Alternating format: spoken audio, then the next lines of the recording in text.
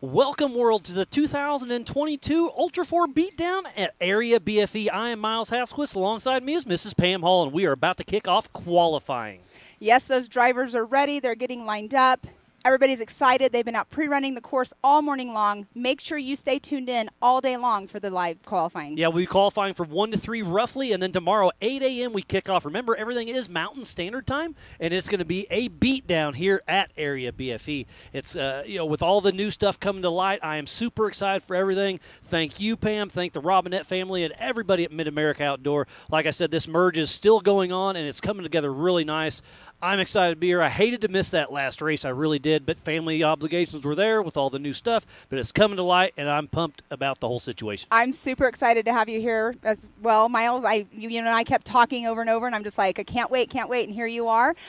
Just definitely, yesterday the weather, we had some rain. It kind of watered the track down a little bit It's for rained us. off and on all week long, and the weather today and tomorrow looks absolutely beautiful. Because earlier this week, with the rain, this top little layer of mud turns to a cake. It was absolutely horrible. But yeah, today is going to be high of 57. Tomorrow a high of 67. So if you're in the area, come on out to Area BFE just outside of Moab, Utah. And speaking about Moab, this place is absolutely gorgeous. It's just west of Colorado and close to eastern Utah. It's the gateway to the massive Red Rock Formations and Arches National Park. Elevation 4,000 feet. Population roughly 5,500 people. It's famous for canyoneering, hiking, and off-road everything. So it looks like we're about to go live with the 4600 Spider Track stock class. And on the line is the 4623 of John Williams.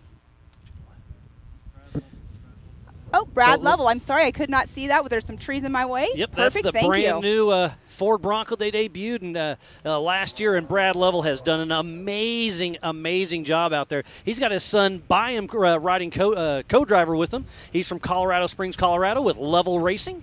That's a 2021 Ford Bronco factory engine and transmission, front diff. It's got IFS with portals, Spider Tracks, RCV, AMSOIL, Method, BFG, Fox, Warn, ARB.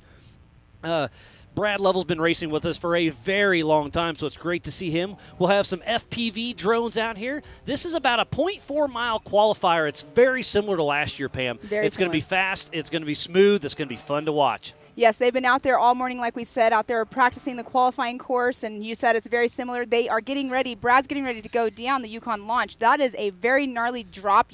This camera does not do it justice, as you just saw the whole top of Brad's Bronco.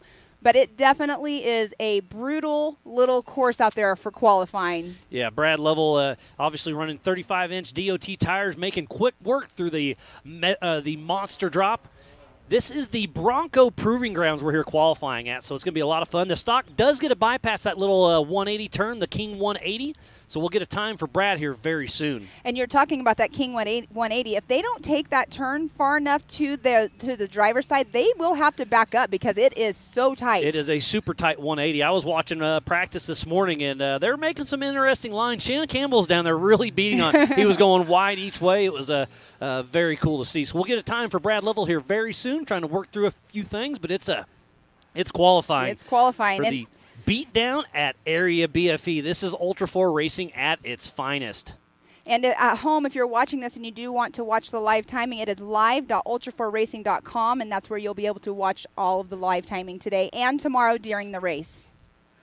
And speaking about that, go to the MAO app. It's on Google and Apple. Will be live streamed to ultra4racing.com/live. You go to the Ultra 4 or Mid-America Outdoors Facebook and their YouTubes and the Ultra 4 TV. So it'll be super exciting to see it all shake out. I know everybody at home is super excited to watch the live feed as well for today and tomorrow. The 918 race that we had at MAO in Oklahoma, we did not have the qualifying on live, but definitely the race day, everybody was watching in, tuning in, chiming in on Facebook, asking questions and whatnot. But that right there on screen is the 4623 of John Williams. He's out of Murray, Utah with Active Air. That's a 2021 Jeep JL with a 2.0 liter up front. Stock automatic transmission and T-case, Dana Track 60s, ARB, Active Air technology, and running BFG tires.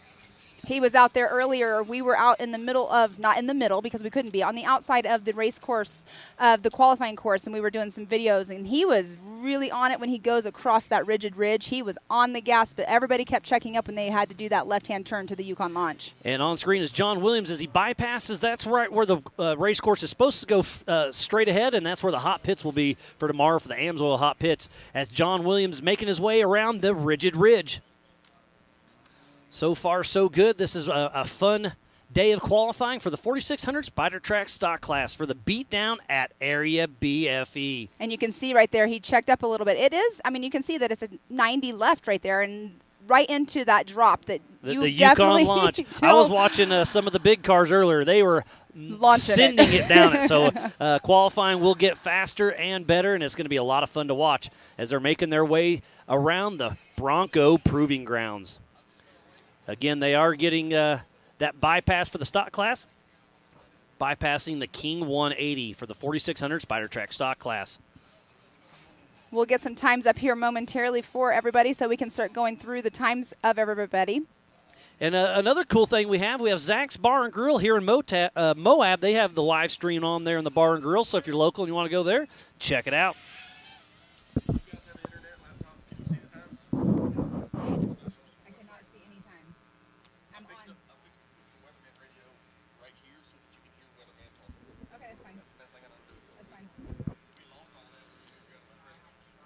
We also want to thank USAC for being our sanctioning body, running timing and scoring, race operations, safety, and tech.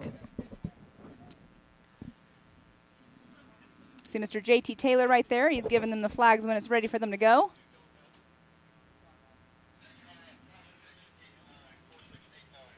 That's the 4689. That's Kendall Glines out of Yes. Midvale, Utah with Glines Racing. He's in a Jeep 4.0. Stock Auto Trans, Dana 300, King Shocks, Goodyear, and Race Line wheels. So Kendall Glines off. Mm-hmm. You can hear the motors out there. That's a really, right there where he just was going up on camera, that's very steep. So it's kind of like the Yukon launch. I saw a UTV right there flipped over during practice. So, yeah, it's this qualifying course, even though it's short, it's tough. And there were quite a few flats this morning in the qualifying course practice. So yeah, they were out pre-running this morning, and this race is going to be a tire eater. The attrition is definitely going to set in. Now, if you remember, Miles, last year when we were here, everybody during race day seemed to have the same flat, and we kept wondering, are they hitting the same rock every single time? But there were multiple flats during the race. I honestly, listening to drivers talking last night on a little, the bench racing, they were talking about, the people that don't have a flat in this race are the ones that are going to win. Yeah, I mean, me personally, I think I'd run about that 75% as Kendall Glines comes down the Yukon launch as we speak. But if you run about that 75% marker, I think you have a great shot at placing well in this. And speaking about placing well, so we need to give Cody Wagner with LaserNut a huge shout out. They're once again making trophies for this race.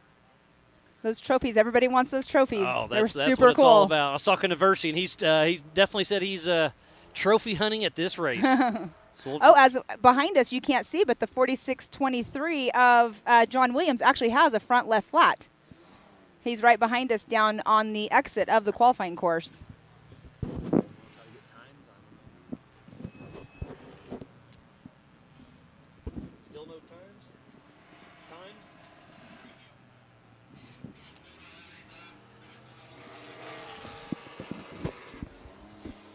I believe that looks like it's Justin Reese heading to the start line. He's won King of the Hammers just a few times.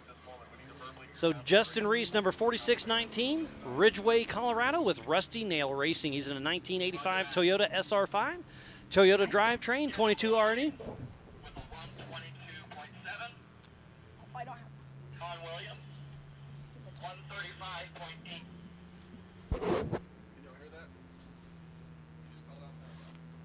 So it looks like Kendall Glines got a 122.7. John Williams with a 135.8. As for level. Clyde.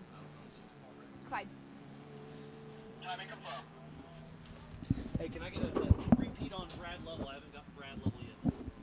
You can get a repeat on Brad Level's time. Brad Level's time. Can we get a repeat on Brad Level's time? As The 46. Justin Reese heading out in that stock-ish Toyota. He's been racing that for a long time with Rusty Nail Racing. Like I said, he's won King of the Hammers a few times back in 2019 and 2021. His first King of the Hammers was back in 2008. But Justin Reese is exactly what this Spider Track stock class is. You know, people at home that have these kind of, vehicles are like probably watching this going, we could make ours into a race car. Why not? It'd be fun. That's what I'm talking about. Haven't we talked about that, Miles? Oh, absolutely. It'd be a great time. And speaking about the 4600 Spider Track stock class, you have to have a stock OEM frame. Wheelbase must stay within 3 inches. Factory engine, but may be replaced with any available engine, same make, year, and model. Factory transmission, 35-inch DOT tires, single 2.5 shock per corner. Factory style suspension, kind of like leaf springs, coil springs, TTB, and etc. Mechanical steering, and like I said, it's a very close-knit group. And as Justin Reese coming down the Yukon launch as we speak, and he's making it look easy.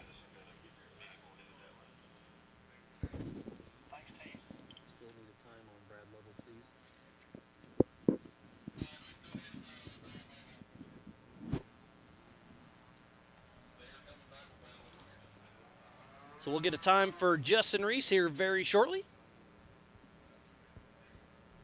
Okay, Brad Lovell, a minute 12.4. So Brad Level earlier, I missed it, I apologize, but it's a 112.4. So our pole setter right now is Brad Level in that Ford Bronco. Confirm. Justin Reese, 1 minute 31.2.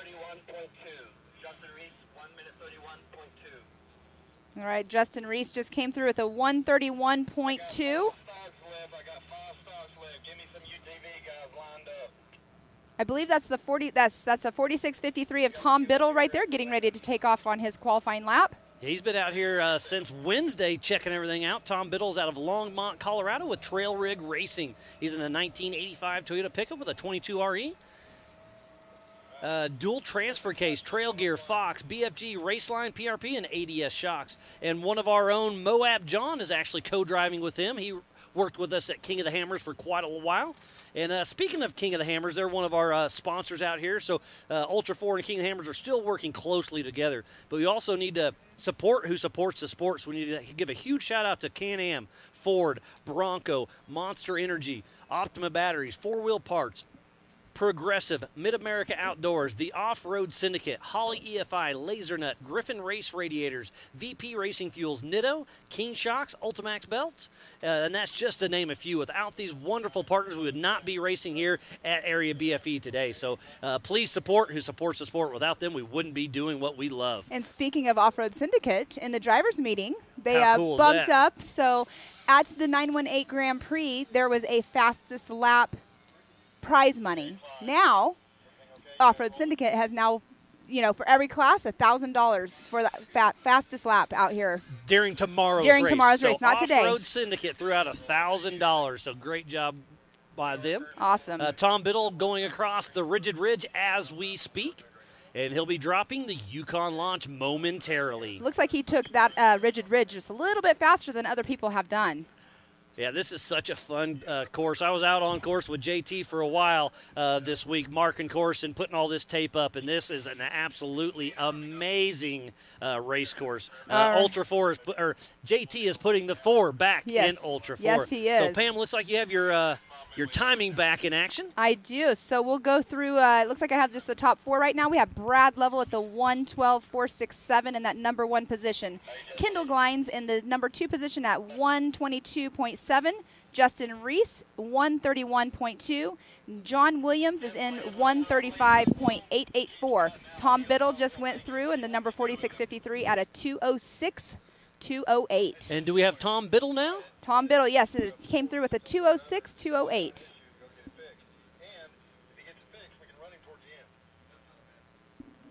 We have a few more contenders left to do the qualifying loop here. For the 4600 Spider Track stock class, but remember, we still have yet to come the 4900 Can-Am UTV class, the 4500 Yukon Gear and Axle Modified class, the 4800 Brannick Motorsports Legends class, and then the big boys and gals.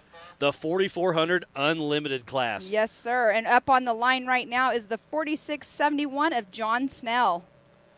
John Snell, 4671 out of San Bernardino, California with Proving Grounds Racing. He's in a 1995 Jeep ZJ 5.2 Magnum Stroker, Yukon, Nitto, Dirty Life Race Wheels, PRP, Fox, and ARB. John has been active in the off-road for over 30 years. 2018 was his first year racing Ultra 4, and John Dykes, one of our best co-drivers, is riding shotgun with him today. John Dykes is also riding with, who is it? Andrew Gorman, that's it. Yes. So John Dykes, one of our great co-drivers, is going to have fun today in that right seat. And everybody has their ways of warming up before they get in the car, and this morning we're standing around and we're talking to Andrew Gorman. And what is John doing over there? Push-ups. He was doing push-ups, yes.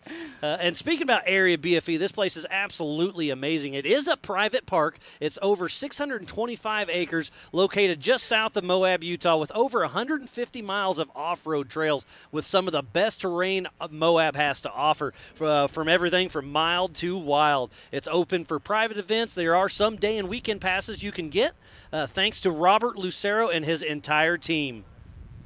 That is the area BFE. As we are watching John Snell, I know his wife Tracy's home tuned in, watching, super excited.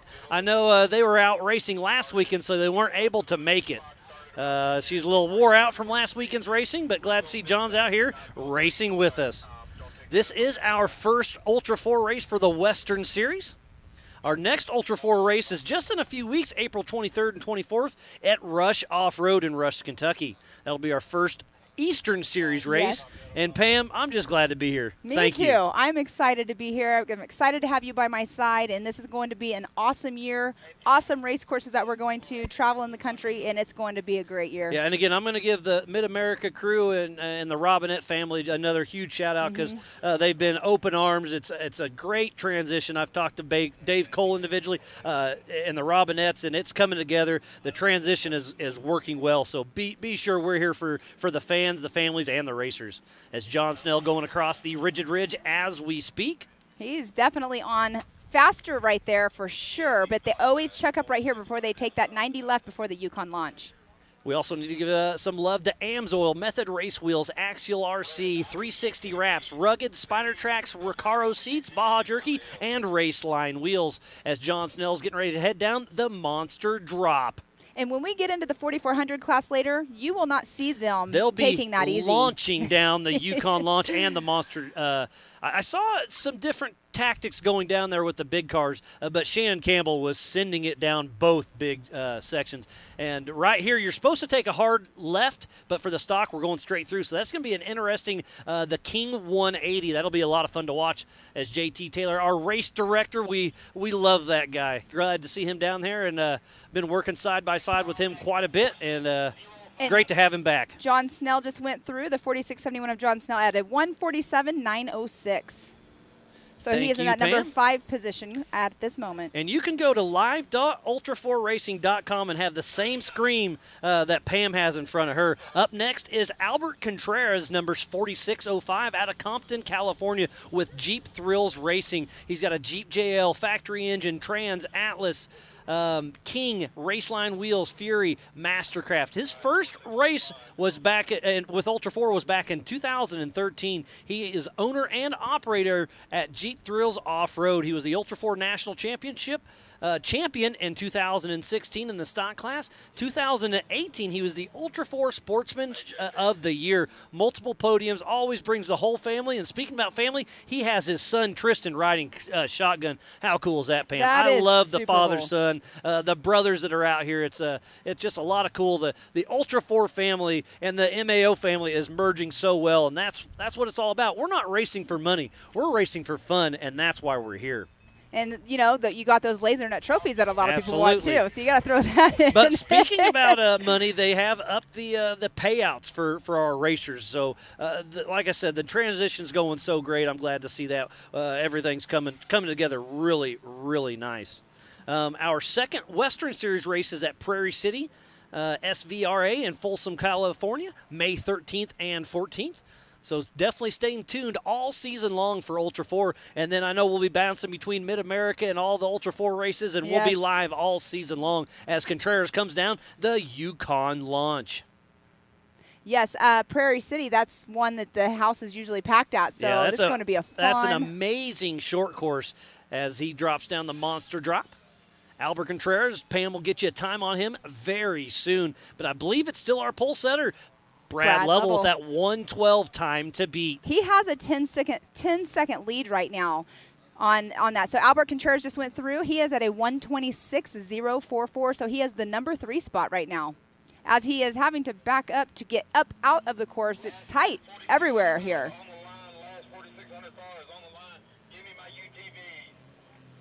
So we have one more car yet to come for the 4600 Spider Track Stock Class, and it looks like it's Alex Fleming with Sherpa Motorsports out of Fort Collins, Colorado. He's in a 2004 Toyota 4Runner IFS, Stock V8, Yoda Mafia, Yukon, General Tires, Warren, Optima Batteries, Factor 55. Will Oliver is his co-driver, Hayden Deathridge crew chief. They've raced with Yor for quite a while, but they've been racing Ultra 4 for the last couple of seasons. His first Ultra 4 race was King of the Hammers back in 2021, and that is a beautiful 4Runner they have. And remember, the fastest qualifier per class does get 7 extra points.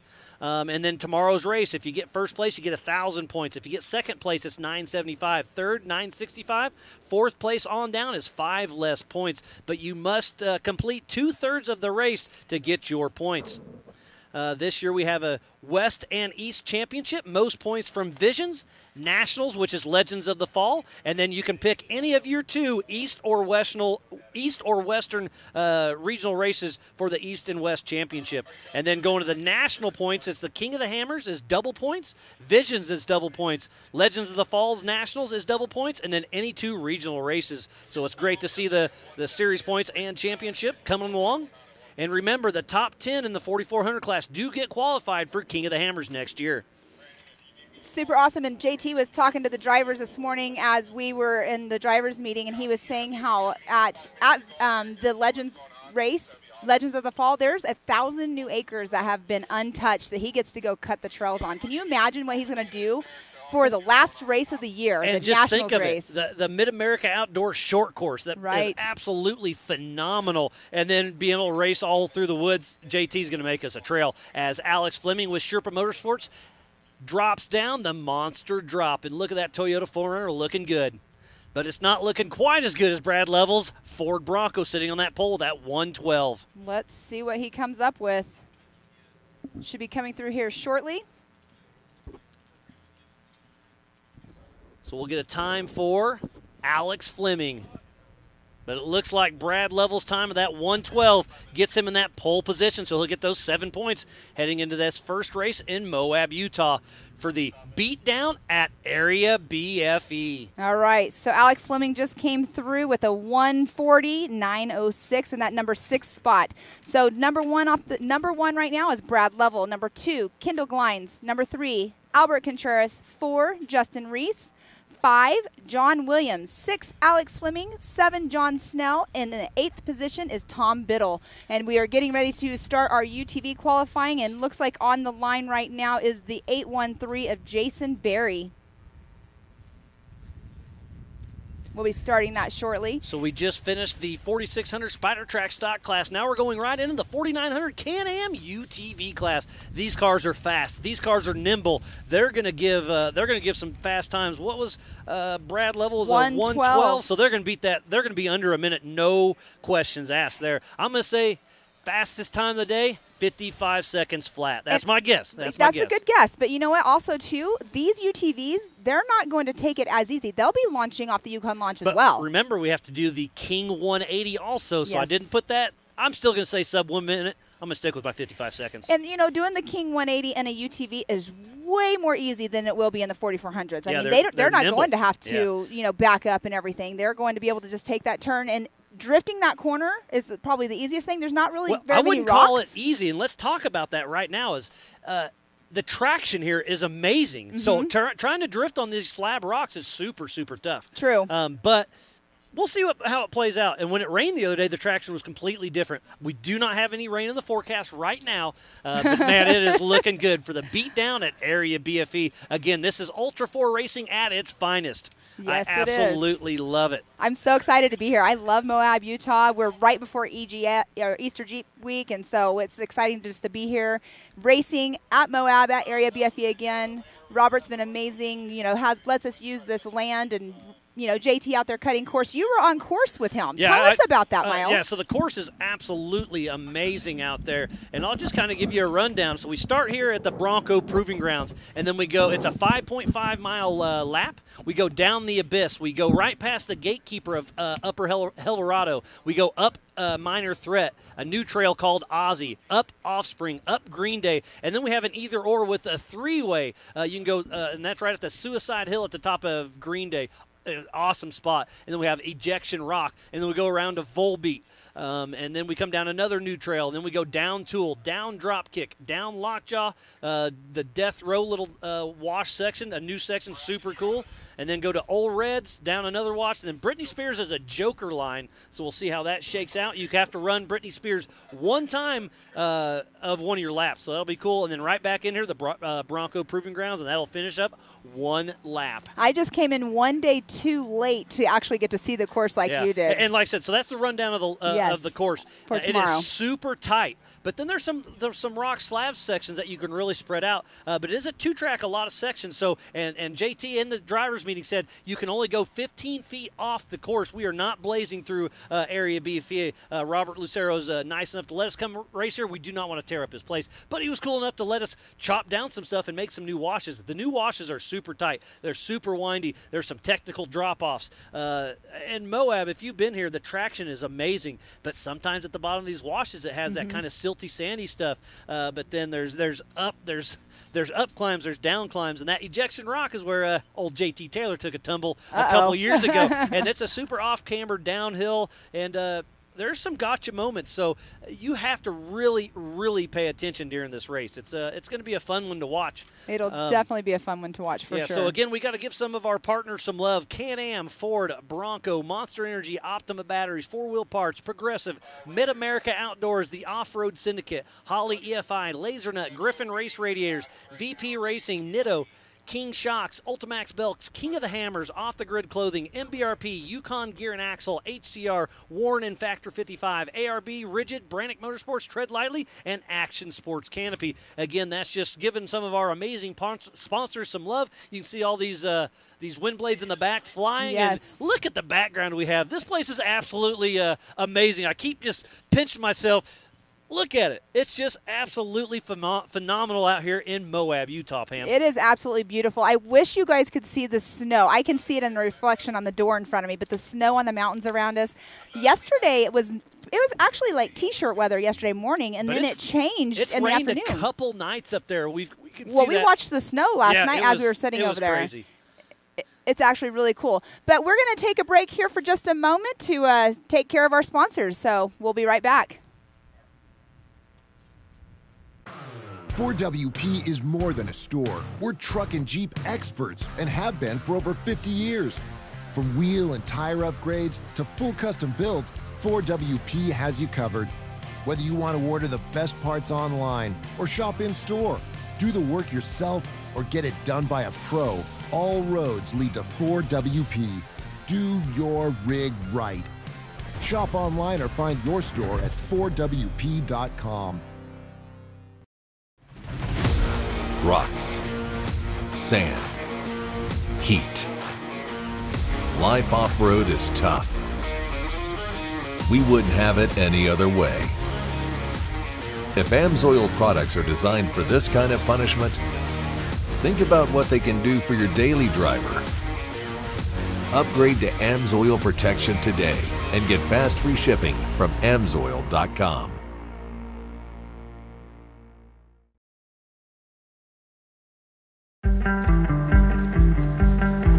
I need it so bad. It's not just a hobby. It's not just something we do on weekends.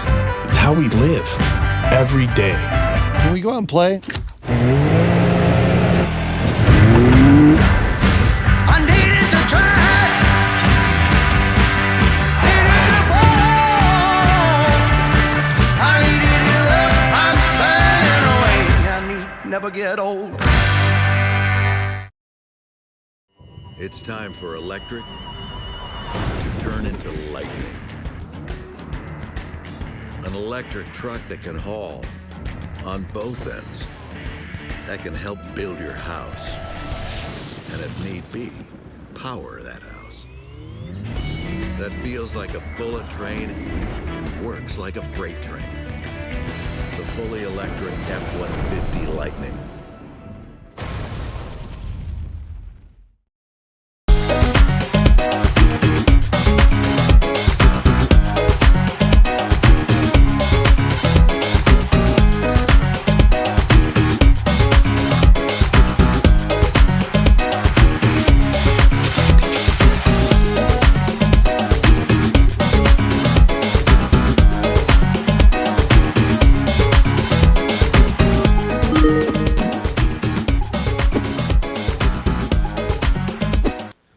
And welcome back to the 2022 Area BFE Beatdown in beautiful Moab, Utah. Again, I'm Miles Haskell with Pam Hall, and it is absolutely awesome out here, isn't it, Pam? It is absolutely beautiful. It's a little chilly today when you're in the shade like we are, but it's absolutely gorgeous. It's going to be a great day of qualifying. Again, drivers are super excited. The qualifying course is amazing. I was out there walking by it earlier. Yeah, I was watching them practice earlier today. And it was a lot of fun. It's a great little qualifying course. Yes. And we just finished up the 4600 Spider Track stock class. Brad Level and that amazing Ford Bronco took the pole spot with that 112. So he had a great run going there. And up next will be the 4900 Can-Am UTV class. But remember, we have 3 classes racing at the same time. We have the UTV Open, the Pro Mod, and the stock production classes. And we have 22 cars right now between all of the different classes that will be taking the line for qualifying today. Yeah, so it'll be fun, little qualifying. We'll do our best to kind of keep it honest on who's in what class, but it'll definitely be on live timing and all that.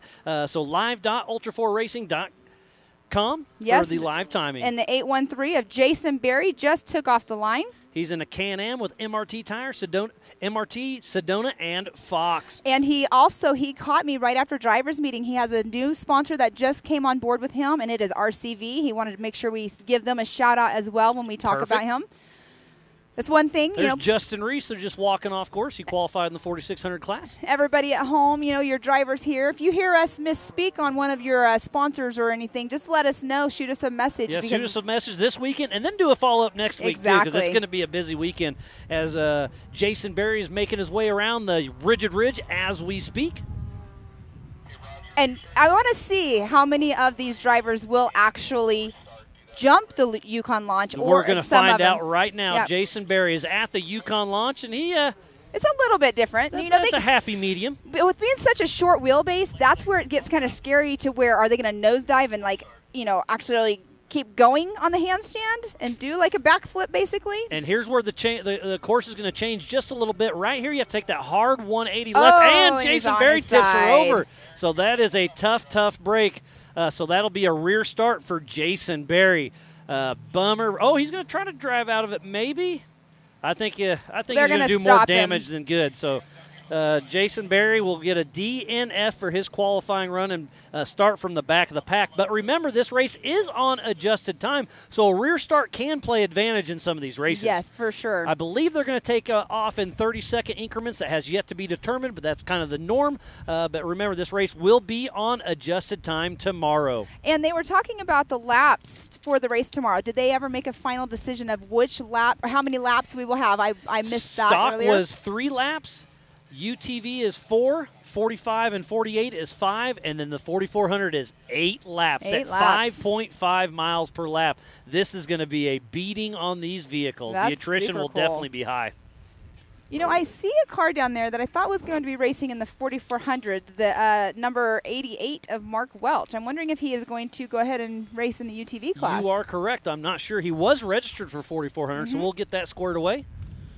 He's next off the line. And he won this race last year in the UTV class. So if he did switch over to that class, there's going to be a little shaking up on how that goes. So we have some really cool names here. I mean, all of the racers are amazing and awesome, but we have Mr. Terry Madden out here racing this weekend. Yep, he's in a Can-Am racing for Mid-America Outdoors. Yes, and then we have Mr. Paul Wolf, and he has a co-driver, a very lightweight co-driver out here that he said he didn't want to be in that passenger seat. But Paul Wolf, I was talking to him earlier, it is Cash LaCroix if you follow the rock bouncing at all. Cash LaCroix, he's 13 years old. He's riding shotgun next to Paul Wolf, and I asked Paul, I said, so do you think you would put Cash in at Hammers? He's like, definitely. He goes, that kid is telling me what lines to take because he's reading the lines better than me. That's awesome, and that's a good team up to have, and it's a brand new team up, and it's working well. And exactly. Speaking about Paul Wolf, he just bought Dan Wyrick's car. He raced it last weekend at NorCal Rock Racing, so I'm super stoked to see Paul Wolf in a 4400 UFO car. Yeah, it's going to be a lot of fun to watch. I think his first time driving it was last weekend, I believe. I'm not 100% on that, but he ended up getting second place in that race. There also is some Ford contingency money on tomorrow's race. You do have to go to Ford directly and sign up for their contingency program, but they're throwing out some cash, a couple grand if you're running their power plant, and I think $1,000 if you're just running a grill. I'll get all that lined out, but a huge shout out to Ford Performance for throwing some of our racers for some money for running some of their products. It's pretty awesome. Yeah, so it is the 88 of Mark Welch. He is supposed to be, or he's registered for the 4400, so maybe he's going to try to race both. Yeah, we'll get that verified. But number 88, Mark Welch out of Folsom, California. He's got a custom-built Polaris, Maxxis, DWT wheels, King shocks. Like I said, he won this race last year. This machine started as a Polaris, just a normal XP 1000. He recently put a turbo on it, and it's going to be this will be an interesting guy to watch. This guy's fast. He runs a construction company. And we have Mr. Cole Clark as well running both UTV and 4400. Yeah, Cole Clark's in a single-seat RS1 Polaris with turbo drivetrain, turbo engine. Be fun to watch all of these UTVs. UTVs are going to be super fast during this qualifier. And Mr. Jacob Versi is also out there qualifying today. Travis Zollinger will be out there qualifying. Brian Crofts, he's running UTVs and the 4400 class. So a lot of these people that are running double classes, it's kind of like a pre-run for them. Yeah, we have Josh Smith out there, Scott Lesage, Zach Davis, Joe Gould, John Coffey, Mike McClure, a fellow Kansas boy. But Mark Welch is on course, number 88. Yes. Mike McClure, he raced at MAO. Yes, he did. He fell in love with it. I've been racing. Involved in off-road over a decade, and it's great to see him back racing with us here at Ultra 4 Racing. Now, Mark Welch is on course right now. His car reminds me of like one of those Baja challenges that you can go rent and race, like in Baja. I could see that. That's what his car reminds me of. So remember, we have three classes racing. We have the stock production, we have pro modified, and open UTV. So obviously the stock production, OEM chassis, 1000cc engine, 33-inch tires, OEM pan, no portals. Pro Mod is based on an OEM chassis, 1000cc max engine. Aftermarket turbos are allowed. 35-inch tires, again, no portals. Aftermarket chassis are allowed in Pro Mod, and then the open is open. 1000 cc's. Build a UTV that fits your desire and come out here racing with us. And Mark Welch just went through the King 180, and he was out there pre-running earlier as well. He was doing multiple laps. He was wanting to make sure. But next up on the line is going to be the number 20 of Travis Zollinger. So Jason Berry, he did not finish. DNF, yep. So he's if you're watching the live timing, they had a time for him, but which is not correct. But Mark Welch, let's see what his time just came up as.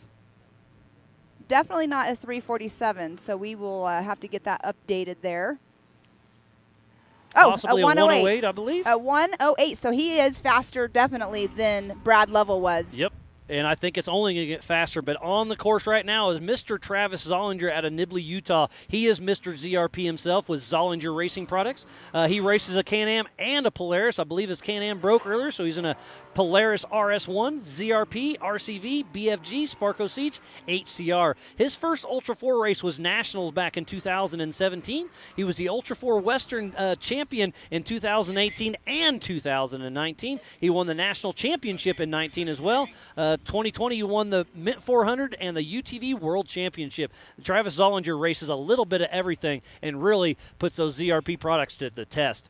And his products are proven as well. A lot of racers run the ZRP products on their race cars. He started in snowmobiles, yep. but has crossed over in UTVs and been extremely successful as he comes around the King 180 as we speak. Now, and he owns a single-seat Can-Am. He built himself a Can-Am as a single seat. It's pretty impressive. So it is pretty impressive. We got the checkered flag for Travis Zollinger. Travis Zollinger just took the #1 position from Mark Welch at a 1:07.816, so roughly a second faster than Mark Welch. But we do have the 036 of Mike Hatch coming up off the line right now.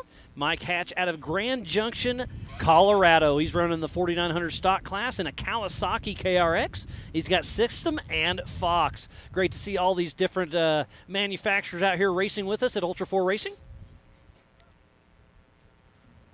Do we have any Hondas out here this weekend? I did see a Honda Talon, yes, You did, ma'am. okay. I don't remember exactly who it was, but when he pops up, I'll have it. So Travis Zollinger is in that #1 position, but he's in a UTV Pro modified. Mark Welch is in the #2 position overall time at a 1:08.282, but he's in a UTV Open. So Travis Zollinger right now is holding that #1 position for the UTV modified. But and you can keep up with that on live.ultra4racing.com? Yes, you can. It says it right below their name what class they are registered in. So if you're at home watching your favorite racer, go to live.ultra4racing.com.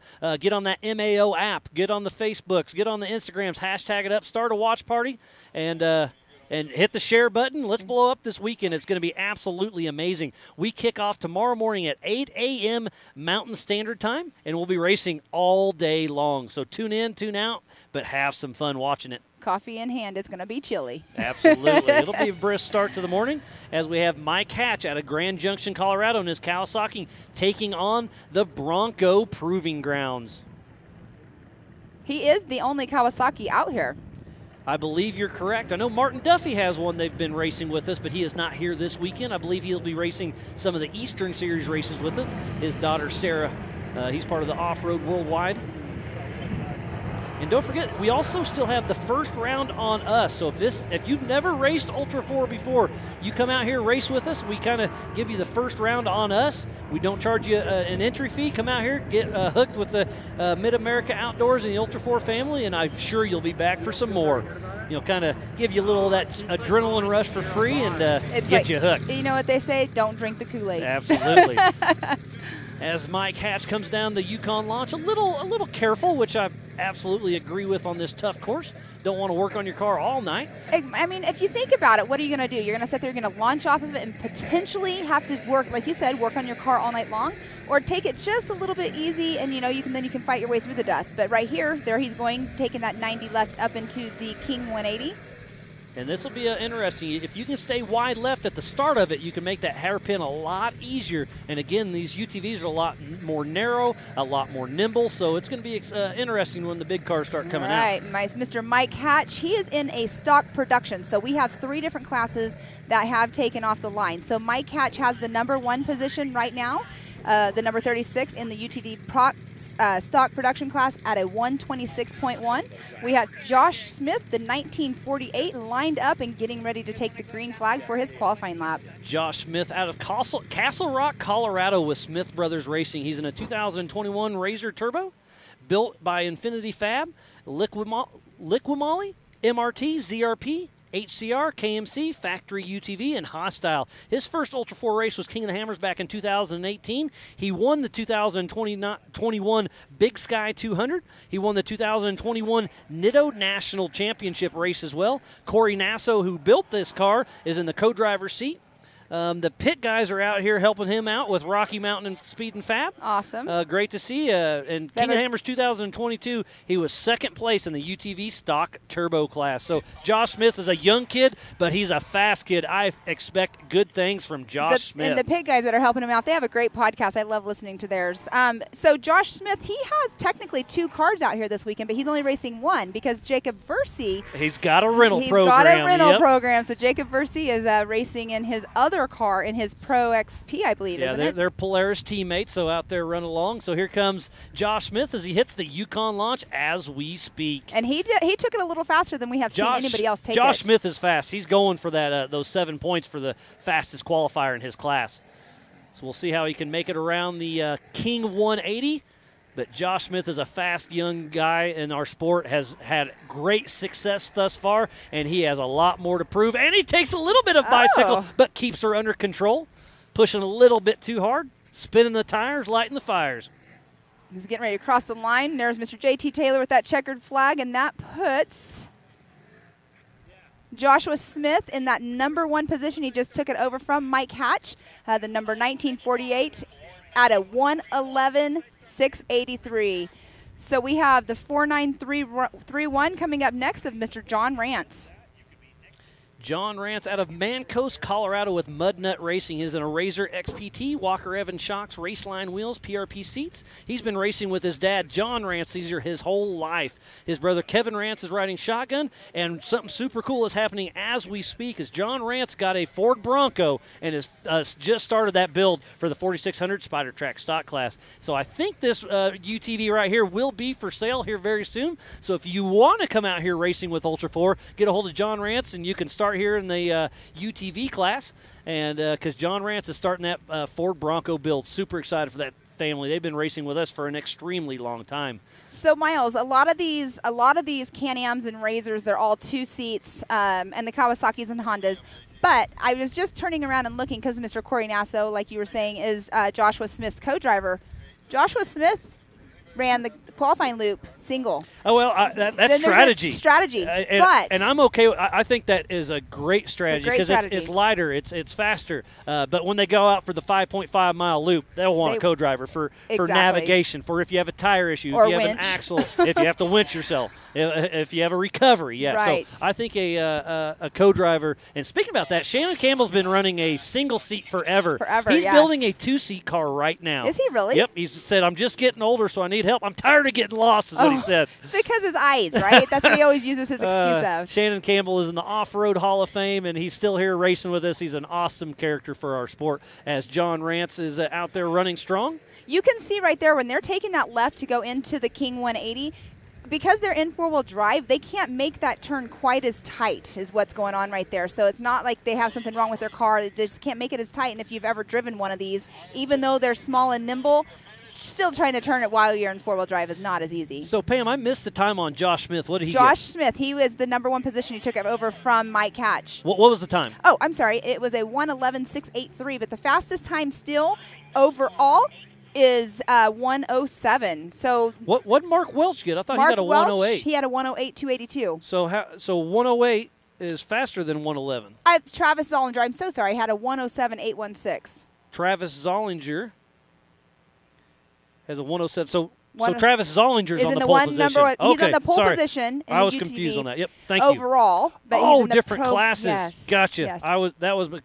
This new class is still new to me, so I apologize about well, that. That's like the EMC class for me. You're like you're the encyclopedia of Ultra 4, so that's how I, say that what you are. Who is it that's on course right now? Mr. Paul Wolf. He's it looks getting ready like to getting ready go to take on. off.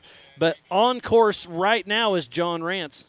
We should be getting John Rance. He's already done with his lap. He got a 1:28.296. 1:28. So Paul Wolf, number 86, out of Brighton, Illinois, with Wolf Racing, and a Can-Am HCR CA Technologies G-Force Hess Motorsports.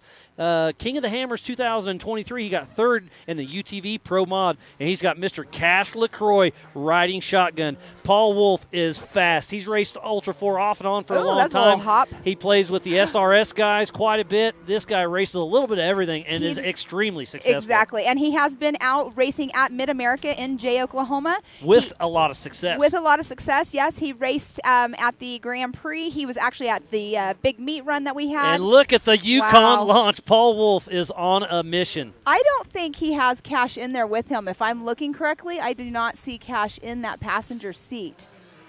So we'll get a time for him after he makes this King 180. Is he jumping up the King 180 as we speak? That was a little bicycle there in that turn.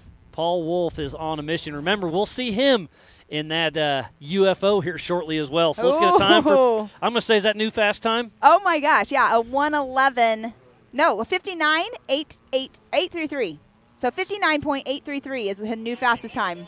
So fastest time of the day, Mr. Paul so Wolf. cool. And up next, it looks like Mike McClure, the number 22, is coming up. Mike McClure out of Nest City, Kansas, with Bent and Twisted Racing. He's in a 2020 Polaris Turbo S, Evo tuned, ORB suspension, STI beadlocks, Maxxis, Rugged, Rhino axles, PRP, Keller Performance, and Eibach. Mike started racing way back in 2005 in the XRRA days, and I started running around with him back in 08. He's been racing Ultra 4 and King of the Hammer since 2009. Stepped away for a little bit, but great to see him back racing with us. That's what when I was at the race, I've never met him. So whenever I was at the MAO, he's a great dude. I heard that he is a great guy. But yeah, they were saying that it was good to see him back in a race car. Yeah, like I said, he used to help build some cars. He's raced quite a bit, and then, like I said, stepped away for a little bit. But he's back, and he's all smiles. Looks like he's having some issues. Yeah, not sure if it's transfer case or what's going on. Doesn't look like it wants to turn very well. But you know what? You don't want to just pull off race course. You want to just finish it, because then you won't be the last person on race course. Yeah, if you have a DNF, you'll go all the way back. But if you do finish and you're the slowest, at least you finish in front of the people that rolled over. Yeah, he's having a little bit of issues going on. He's slowing down right there. Yeah, I'm not sure if it's drivability or something's going on for poor Mike. But, hey, this is just qualifying. Tomorrow's race is on adjusted time, so sometimes taking the rear start can be an advantage. Right. But I'm sure he's frustrated right now. But Mike McClure is a he's a true act. He's a sportsman. He'll get through it and be just fine. I have no fear for him. Like you were just saying, it could be an advantage to start in the back, but then again, it can be a disadvantage because what if you already have a bottleneck in front of you? I was going to say lap traffic. Lap traffic is could not be good. an issue because there's a lot of tight spots out there. But we have the whole MAO crew, the Ultra 4 crew. We're going to be out there doing our best to keep this track clear tomorrow. And what we were talking about earlier, whenever you're behind somebody and you come up to one of the 12 bypass or 12 optional lines, you might want to take the one that's on the right because you never know what might be going on the left, or vice versa. He's having some issues, but he went ahead and he stuck with it. He actually wasn't that bad of a time for having some issues. It was a 139.623. I mean, it's... Next up is going to be the 915 of David LeMay. He's running the 4900 stock class. He's got that Honda Talon we were just talking about, Sedona tires, System 3 wheels, and Fox shocks. He's fairly new to Ultra 4 if I'm not mistaken, so great to see David LeMay out here racing with Ultra 4 during the 4900 Can-Am UTV class. We are running a qualifier today in the Ford Bronco Proving Grounds here at Area BFE. Again, this is the 2022 Beatdown at Area BFE. Thank you again to all of our amazing partners. You can see them flashing through the screen at the top right. We have to give a huge shout out to Can-Am, Ford, Bronco, Monster Energy, Optima Batteries, 4-Wheel Parts, Progressive, Mid-America Outdoors, the Off-Road Syndicate, Holly EFI, Lasernut, Griffin Race Radiators, VP Racing Fuels, Nitto, King Shocks, Ultimax Belts, and King of the Hammers, just to name a few. So please support who supports the sport. Again, it's David LeMay out on course at number 915. He was out doing quite a few pre-run laps this morning as well. What a great day of qualifying it is today, Pam. This is absolutely phenomenal. Everything, after King of the Hammers with all the merging and whatnot, but we are here in Moab racing at Area BFE. Sun's out, beautiful day, and we are racing. Love it. And you know what's so exciting? Because tomorrow, another thing the Robinette family, they are doing for everybody out here tomorrow is we're having a crawfish boil after the race. No. That's tonight. That's at tonight? 5 o'clock for the driver's appreciation. Oh, I thought it was the tomorrow crawfish night. boil. So the Robinette family, brought in a couple 100 pounds of shrimp and crawfish, and that just goes to show they like putting on events and then racing. And so far, the whole setup is absolutely amazing. It has been amazing. And when you race at Mid-America, they have a full-on restaurant with a steakhouse. I mean, they have a full-blown restaurant there. Their food's amazing. It's not an off-road park. It's an off-road resort. That's the place what you is say. absolutely amazing. They've got multiple pools, a lazy river. They've got a car wash that's free. I know. Amazing bathhouses. I mean, they've got it all. So you'll be racing with us at Visions and Legends of the Fall. Not only about their bathhouses, they're not just super cool. They are air-conditioned and heated. Yeah, they go all out for sure. It's great to be partnered up with them right now. Yes, and next up is the 234 of Jeff Barnes. What was the time on David LeMay? David LeMay is in that number 2 position right now at a 1:21.959. So right now, our overall times, we have Paul Wolf in that number 1 position. Number 2 is Travis Zollinger. Number 3, Mark Welch. Number 4, Joshua Smith. 5, David LeMay. 6, Mike Hatch. 7, John Rance. 8, Mike McClure. 9, Jason Berry. And that's our top 9 right now. But if we want to go class by class, remember there are 3 classes. We have the Open, the Stock, and Pro Mod. So we have in that number 1 position in the Pro Mod class is Paul Wolf, and Travis Zollinger is in that number 2 position. In the UTV Open class, Mark Welch has that number 1 position. And then we don't have another Open that has qualified quite yet. But in the Stock Production class, Joshua Smith has that number 1 qualifying, and David LeMay number 2, and Mike Hatch in that number 3 position. Thanks for that update, Pam. And remember, you can see that same thing at live.ultra4racing.com. On screen right now is Jeff Barnes in the 4900 stock class. He's running a Polaris RS1, Method, BFG, and Walker Evans. Help him get to the start line. And there's the Believe Cam.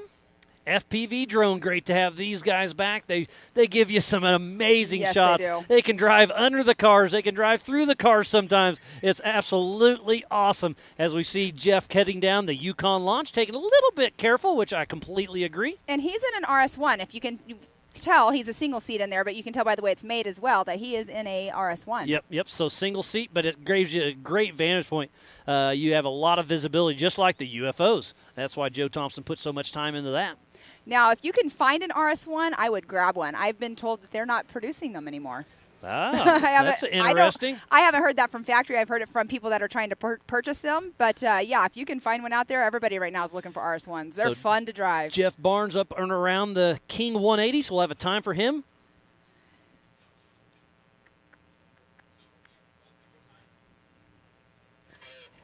Jeff Barnes, there we go. I'm sorry, it was a 1:25.384. He spells his name different, so I was looking for a J, and it's with a G.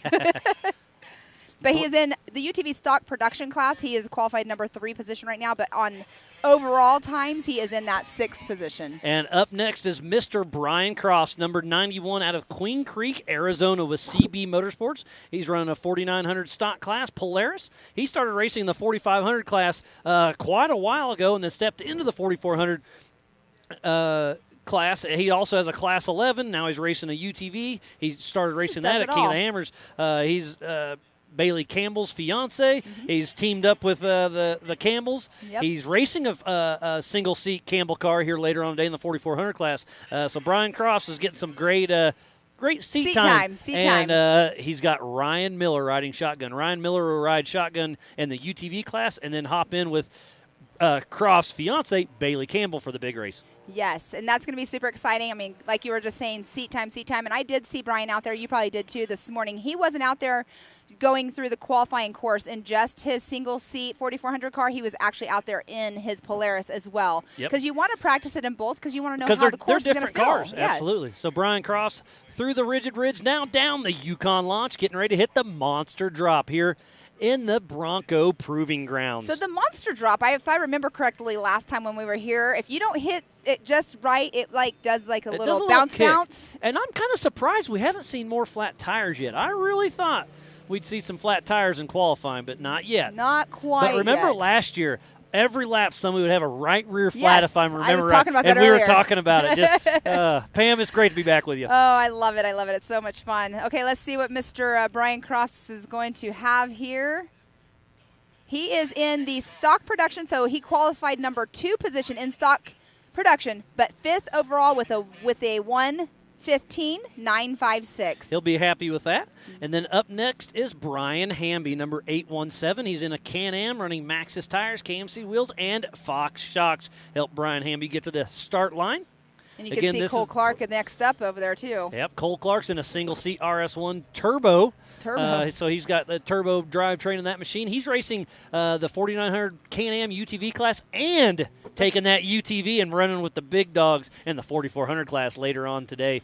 So Cole Clark has done well here. He's won 2 years ago, if I'm not mistaken, and Cole Clark's fun to watch. And he was driving, I believe, wasn't it, for for James Cantrell? Yep. Yes. We talked about that last night a little bit. Yes. But on screen is Brian Hamby and his Can-Am running a strong race as he bypasses the HCR hot pits as we speak and does his hard left, and now he's joining the end of the lap during the normal race as he goes across the rigid ridge. The weather is absolutely beautiful here, Pam. The wind's up just a tick, which is great for the dust. Yes. But man, it could be earlier this week. It was hot. It was cold. It was wet. It was everything. But qualifying and race day is absolutely beautiful. So if you're anywhere in the area, Moab, Utah, come out to Area BFE. It's $40 an adult, $20 per kid. 11 under is free. Come out to Area BFE and check out some of the finest racing here with Ultra 4. Oh, nice. We have the timing just came up on screen, so now you at home can watch it as well.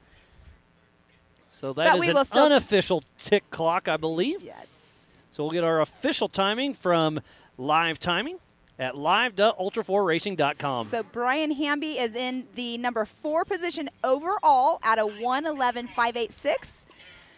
Yes, and we were just saying earlier, we got Mr. Cole Clark is up next on the line, but Brian Hamby just qualified 4th overall, but he took over the number 1 position in the UTV stock production class from Joshua Smith. That is awesome, Pam. So up next, Cole Clark, number 24 out of Cortez, Colorado with Jimmy's 4x4. He's in the 4900 Pro Mod class. That is an RMS-built Polaris RS1 with a Turbo Razor drivetrain, KMC wheels, rugged radios, PRP, RCV, HCR, and ZRP. He's got multiple podiums and class wins, always a force on the track.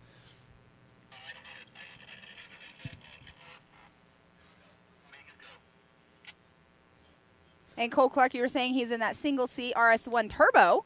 And yeah, next turbo drivetrain. Next up off the line in the shadows there, Mr. Terry Madden. Oh, that'll be a fun one to watch. So Cole Clark heading out, number 24. Ooh, I have some out of Cortez, Colorado. Really cool video of him this morning out on the qualifying course. Oh, awesome. I'll post it up later. Perfect.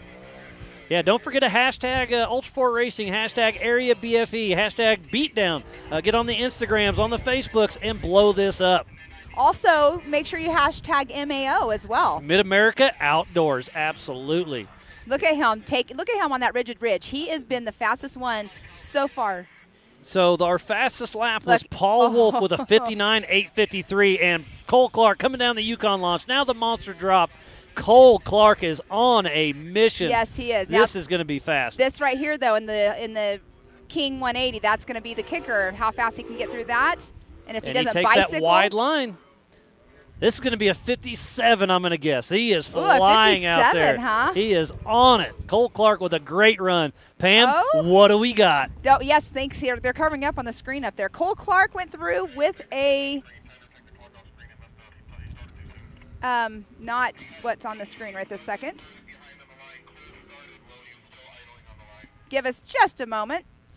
We'll get that fixed up.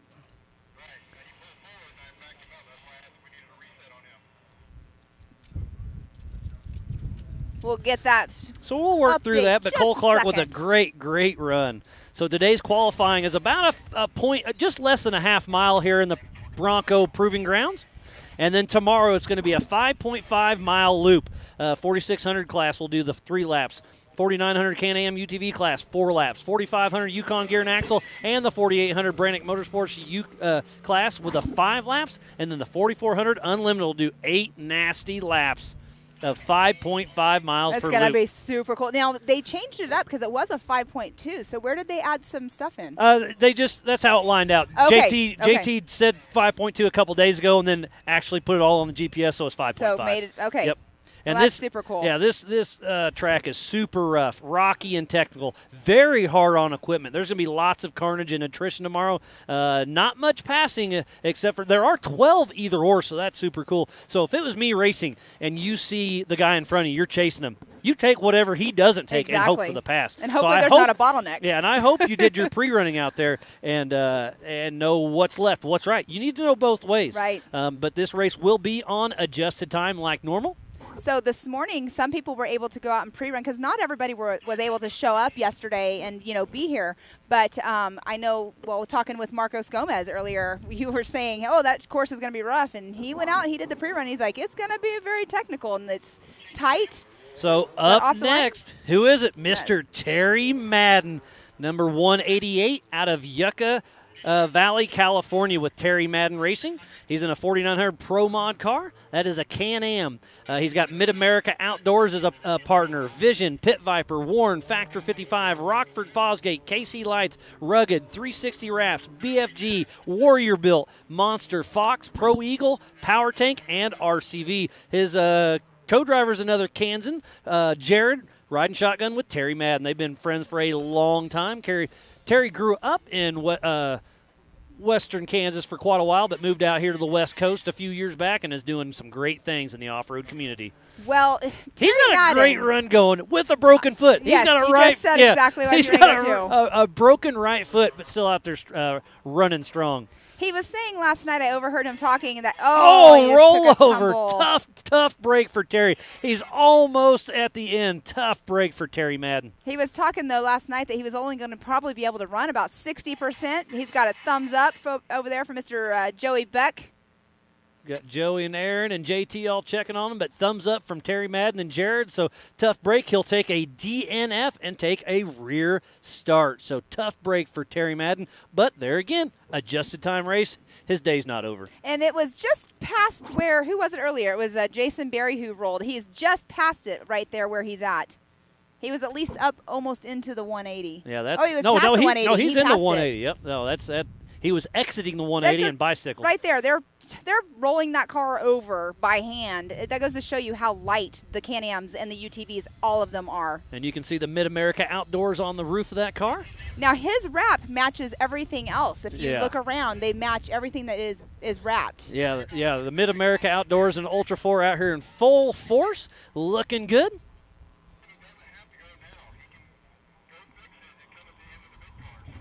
All right, so that was Mr. Terry Madden will be taking a rear start. And next on the line is the number 1 of Jacob Versey. He used to be number 43, but I guess if you're the national champion, you can change Take to whatever number you want. So good for him. And he's actually in Josh Smith's old car. He had to come here. He had to weld the frame, had to switch the front diff, put all new suspension A-arms on it because it's a rental. He said, hey, you can run this car, but it's pretty beat up. And Jake said, thanks, buddy. I'm going to bring all the parts to fix it. That's awesome. And he's going to be running. So Jacob Versey out of Idaho Falls, Idaho, with Reckless Motorsports. He's in the 4900 Open class. Like I said, it's a rental car from Josh Smith. It's a Polaris, Rhino, Fox, KMC wheels, X-Comp tires, Sparco seats. Jacob Versey is the blonde ambition.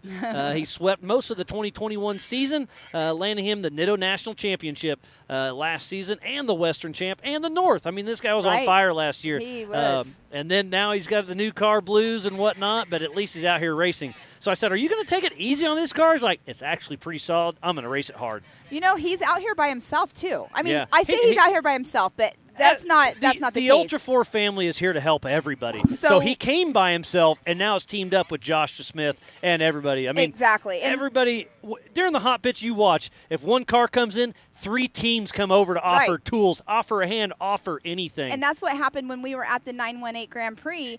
I mean, Rufus Racing, they were pitting for 7 cars. Yeah, isn't that amazing? That's amazing. I love it that everybody is just a big family out there. Cole Clark's time on screen says it was at a 1:185. That's a little update really quick on you guys. What was that time? A 1 minute .185. It's a 1 minute flat, just a little extra. So Jacob Versey on screen out of Idaho Falls, Idaho with Reckless Motorsports. The Jacob Versey, the blonde ambition, is running strong across that rigid ridge. Having a very strong run going on thus far. So, well, you think he's going to run the number 1 all year long? Or I do you assume think he'll so. go back to the 43? I think he'll run it all. I mean, it's bragging rights, right? I would. As he comes down the Yukon launch as we speak, he'll hit the monster drop here momentarily. I think But he so said he's far, only so going, good. Everything's going good. I think he said he's only going for the West Coast this year, though, if I'm correct. I might be wrong. Yeah, I don't know that information right now. I was talking to him yesterday. I believe that's what he had told me. I talk to everybody, and sometimes the information kind of bleeds together. But Jake Versey around the King 180, running strong, having a great run. Hey, Mark, are you racing UTV class, not 4400? So Cole's the same boat? Okay. Gotcha. Thank you. All right, next up off the line is going to be Zachary Davis of the 4957.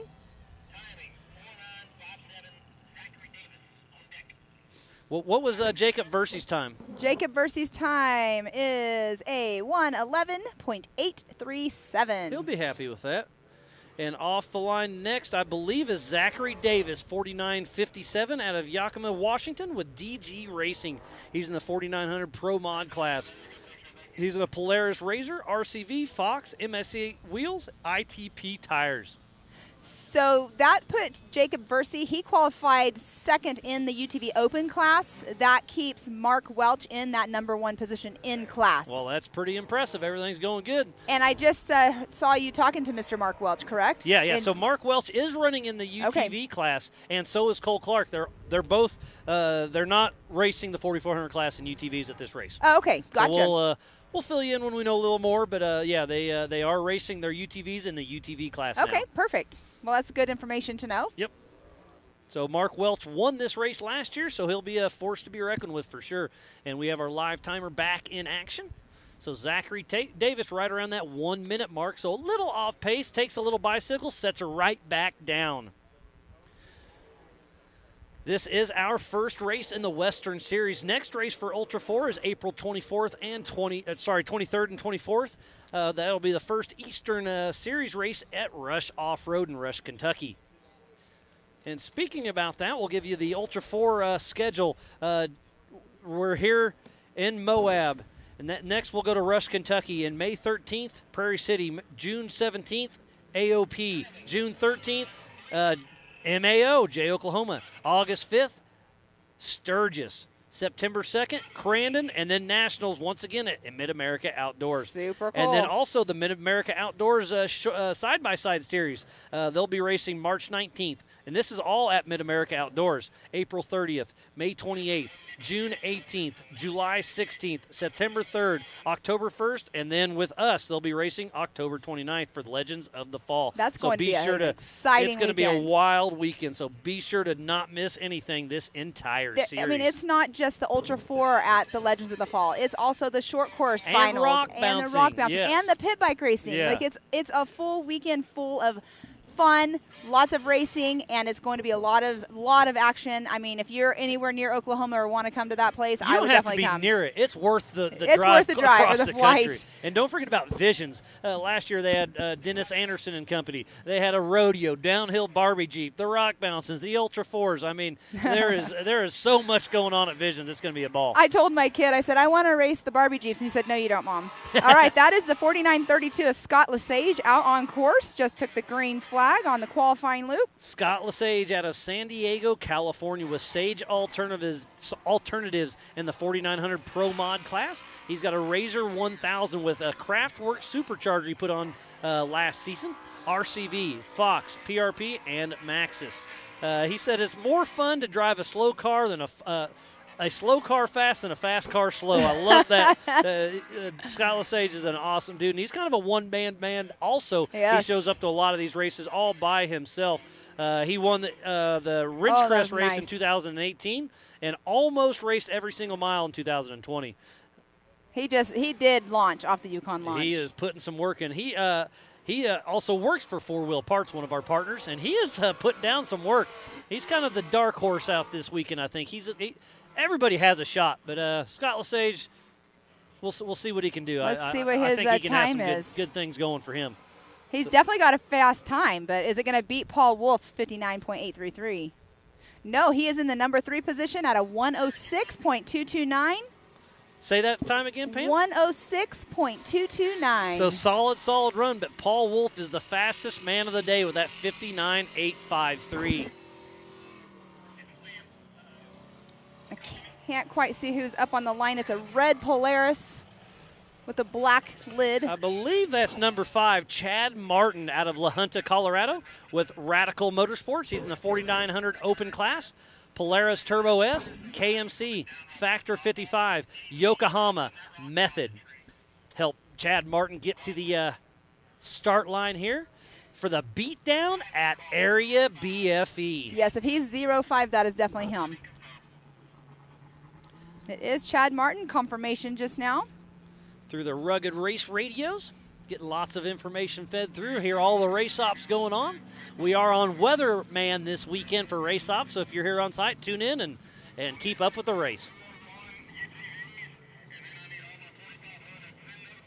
You can hear what's coming up, getting lined up for the next qualifying. The 4500 Yukon Gear and Axle Modified class is up next. That's going to be fun to watch, as usual. So again, please support who supports the sport. We have Can-Am, Ford, Bronco, Monster Energy, Holley EFI, Lasernut, Griffin, VP Racing Fuels, Nitto, King Shocks, Ultimax Belts, King of the Hammers, 4-Wheel Parts, Progressive, Mid-America Outdoors, and the Off-Road Syndicate. So without all these wonderful partners, we would not be racing here today as Chad Martin hits the Yukon launch, getting lined up for the monster drop. Remember, we are qualifying for tomorrow's race. We'll kick off at 8 a.m. Mountain Standard Time. We are in the Bronco Proving Grounds as we speak.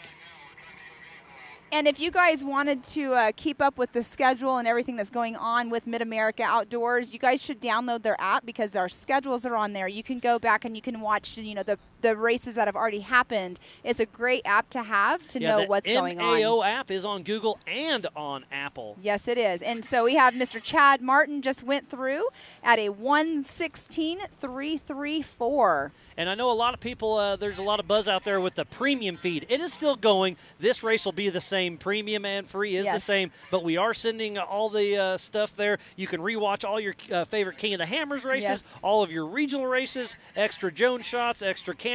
There's car walk-arounds, video trail walks, driver features, in case you missed it. So we're going to really work on this premium feed. So stay tuned. There's going to be a lot of stuff coming up for the premium feed that you guys have no idea. It's in the works. It's going to be super exciting. It's just getting everything in the works and everything. But that is the 4952 on screen of John Coffey. John Coffey is out of Elizabeth, Colorado with Mustache Motorsports in the 4900 Pro Mod class. He's in the Can-Am X3, PRP, Fox, BFG, and side-by-side Fury. His first Ultra 4 race was Sturgis 2021. His co-driver is Jared McGee. Looks like he's having a little bit of issue in that little silty area down there in the trees. We can't quite see what's going on, but he's having some issues down there. Mustache Motorsports. Isn't that awesome? I like that name. Yeah, that's a good one for sure. A mustache. So John Coffey on screen. Great to see him out here racing. He's on screen, but he's at Area BFE. He's on screen, but he's in the trees there. Something's going on with his car.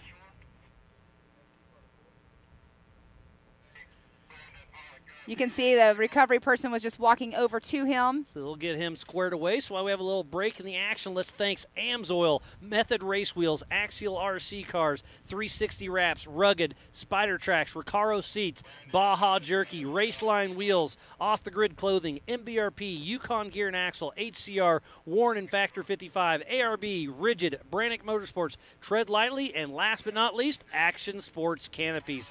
So if you're building a race car, you're building a tow rig, you're building a mall crawler, go to these wonderful partners and help who helps us. Exactly. Lots of companies out there, amazing companies, tire companies, parts companies, everything. We have some little chatter going on here, trying to make sure the course will be clear to go ahead and start the next car, because we do have John Coffey stuck on course sounds right like here. Having lots of chatter on the rugged radios that John Coffey's having some issues. So we're making sure the course is clear before we send anybody out. Safety first. Yeah, absolutely. The Mid-America Outdoors crew have teamed up with the Ultra 4 team. John Coffey getting him squared away. And so a then DNF rear start for John Coffey tomorrow for the 4900 Can-Am UTV class. And then tomorrow there's going to be recovery all over. I've been looking at the recovery vehicles coming in here. Super cool. Yeah, I've been riding around with Todd. He's got a Toyota. He's going to be helping us out tomorrow. Well, I saw Davo. He's got that dually old school Chevy. Oh, yeah. It's cool. There's a lot of people that come out here and volunteer and help out the Ultra 4 team. Yes. And they're just all excited to be here, just like we are. And again, tonight at 5 p.m., the Driver Appreciation Crawfish Boil. Come check it out. Thanks to Mid-America and the Robinettes for putting that on for everybody here at Ultra 4 Racing. It's always good times. Okay, that is the 51 coming up next of Brandon Grapevine. One of the Mid-America Outdoors ambassadors. Brandon Grapevine out of Langley, Oklahoma with Brandon Grapevine Racing. He's in a 4900 Pro Mod UTV. He's got a Polaris, Mid-America Outdoors, Mojo Moto, MRT, Aftermarket Assassins, Dyno Jet, and LNW Fab. His first Ultra 4 race is here at Moab here 2022 for the cool. Beatdown at Area BFE. Pam, this is great. It is great. I love working with you. I do too. And you know what? If you're out here, I see Mr. Robinette walking this way right now. If you're out here at Area BFE and you're watching this from your pits, come over here and check out their tents. They have all their rooftop tents set up on all their vehicles over here, a little display. They have sweatshirts. They have jackets. Speaking of sweatshirts and jackets, we do have our merchandise trailer here. Mid-America has everything. They have rain jackets or windshields. They have beanies. They have everything you possibly could want over there in sunglasses. If you forgot your sunglasses, come on over and buy them. First aid kits. I mean, they got a little bit of everything. So they got the Mid-America Outdoors, all the Ultra 4 stuff. So go check it out. And the Area BFE guys are selling some merch too. Exactly. So come to the common grounds up here, up top at Area BFE, and get a little swag and check it out. Right. And there you see on screen the 51 of Brandon Grapevine. Taking it a little bit easy. It looks like it's getting pretty silty right in that area. Well, the cars are starting to beat up this short course, but Brandon Grapevine out of Langley, Oklahoma, very close to Mid-America Outdoors, heading across the Rigid Ridge as we speak. And then he'll take that 90 left and come down the Yukon launch.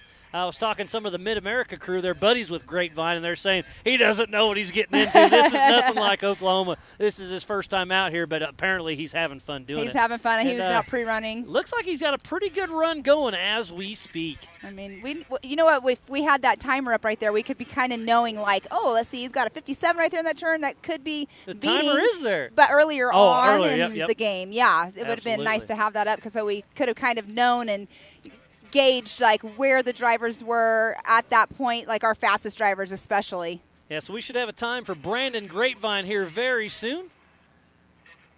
Brandon Grapevine just went through in 5th position at a 1:14.924. So he is in the 4th position in his what was his time, Pam? It was a 1:14.924. That's a great run. He'll be happy with that. So he's ninth overall, but 5th in his class. And next up, I'm not sure who's up.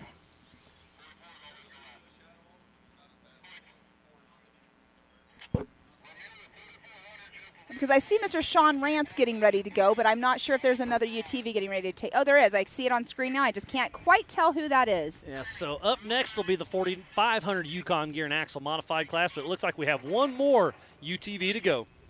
You can hear it's Rich Bursch, the 4916. He has taken off the line, and I can tell he's in a Polaris by the sound. Yep, Rich Birch, number 4916, out of Castle Rock, Colorado, with Genesis Motorsports. He's in a 4900 stock class Polaris Razor, EFX tires, KMC wheels, and Fox shocks. So Rich Birch out on course for the 4900 Can-Am UTV class. And then up next will be the 4500 Yukon Gear and Axle Modified class.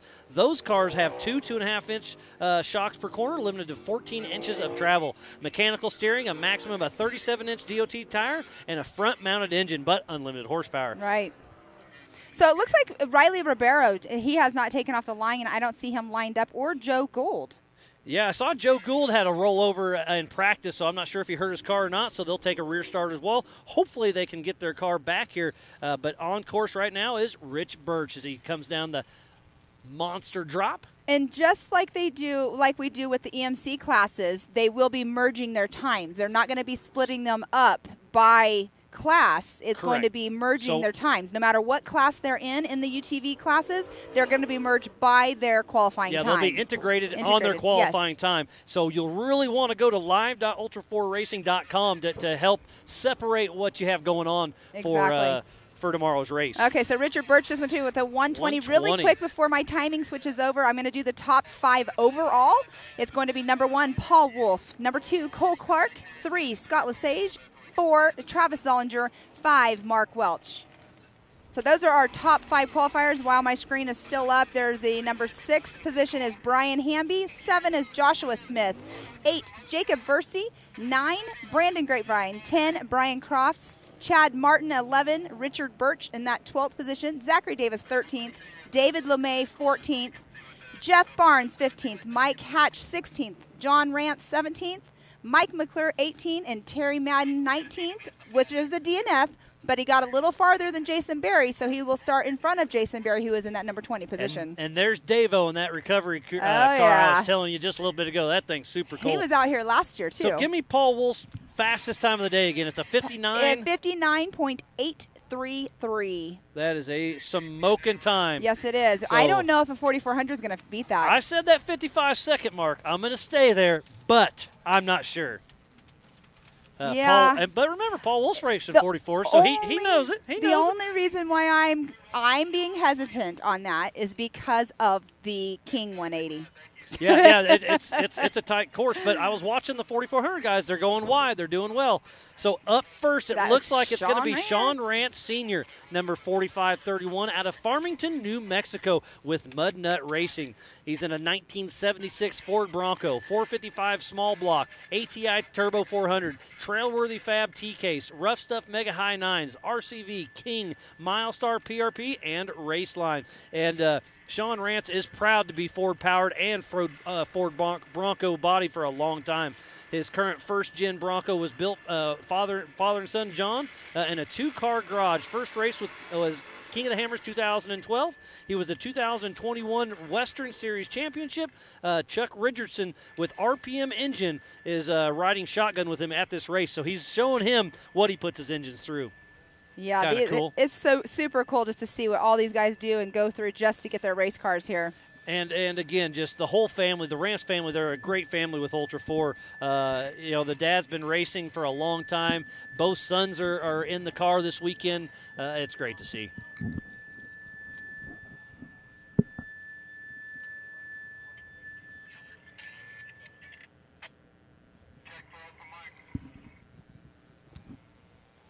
All right, 49-31 of John Rance setting there. I love this one. His race car, the Bronco. And he's been racing. One of my favorites. He's been racing this Ford Bronco for a very long time. And I love the new Bronco that he's driving around out here. Yeah, they're going to build that for his son John. That's super cool. It's great. A very deserving family there for sure. So some of our general rules: driver of record must start or finish each race. Drivers are allowed 1 substitute driver per season unless there's a medical issue.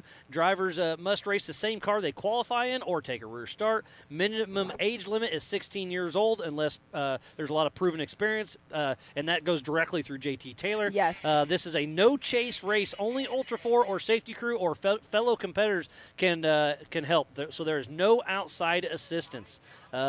You have to stay within 15 feet, of course, except for the either-ors.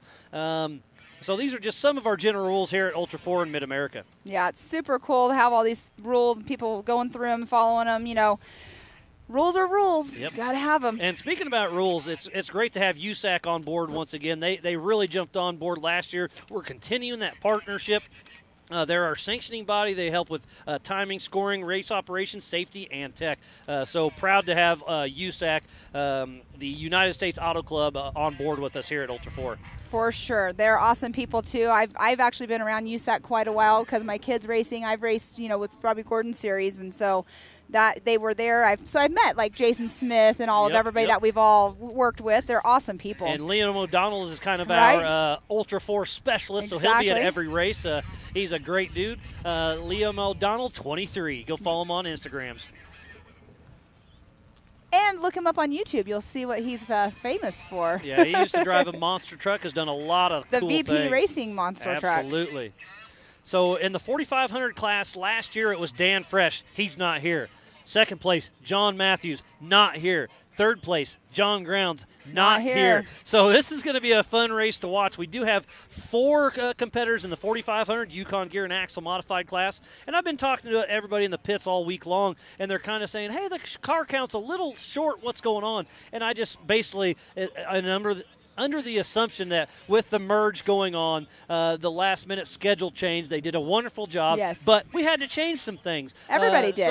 So the car count's a little light. I know Waylon Campbell had a wedding he couldn't miss. Right. I wanted to come to the 981 Grand Prix, but I was in Disney World. Couldn't miss that. I apologize to everybody at home for missing that one. I hated to miss it, and but it's not you only did a great that. job, Pam. It's not only that, too. Sean Rance is going off the line right now, as you can see on screen. But it's not only that, but this weekend there's other stuff, too. So there's also the San Felipe 250 is going on. So there are some drivers that were committed to that. Yeah, we're missing JP Gomez and Raul. Raul Gomez. But we do have Mr. Darian over here. And Marcos. I can see them over off into the distance right now, getting ready to line up. Shows Sean Rance Sr. out of Farmington, New Mexico with Mud Nut Racing in that Ford Bronco, cruising by the Rigid Ridge as we speak. Oh, Farmington. Isn't that where Lauren Healy's from? I did not know that. You are getting this. Pam, you're getting better and better by the week. I love working with you.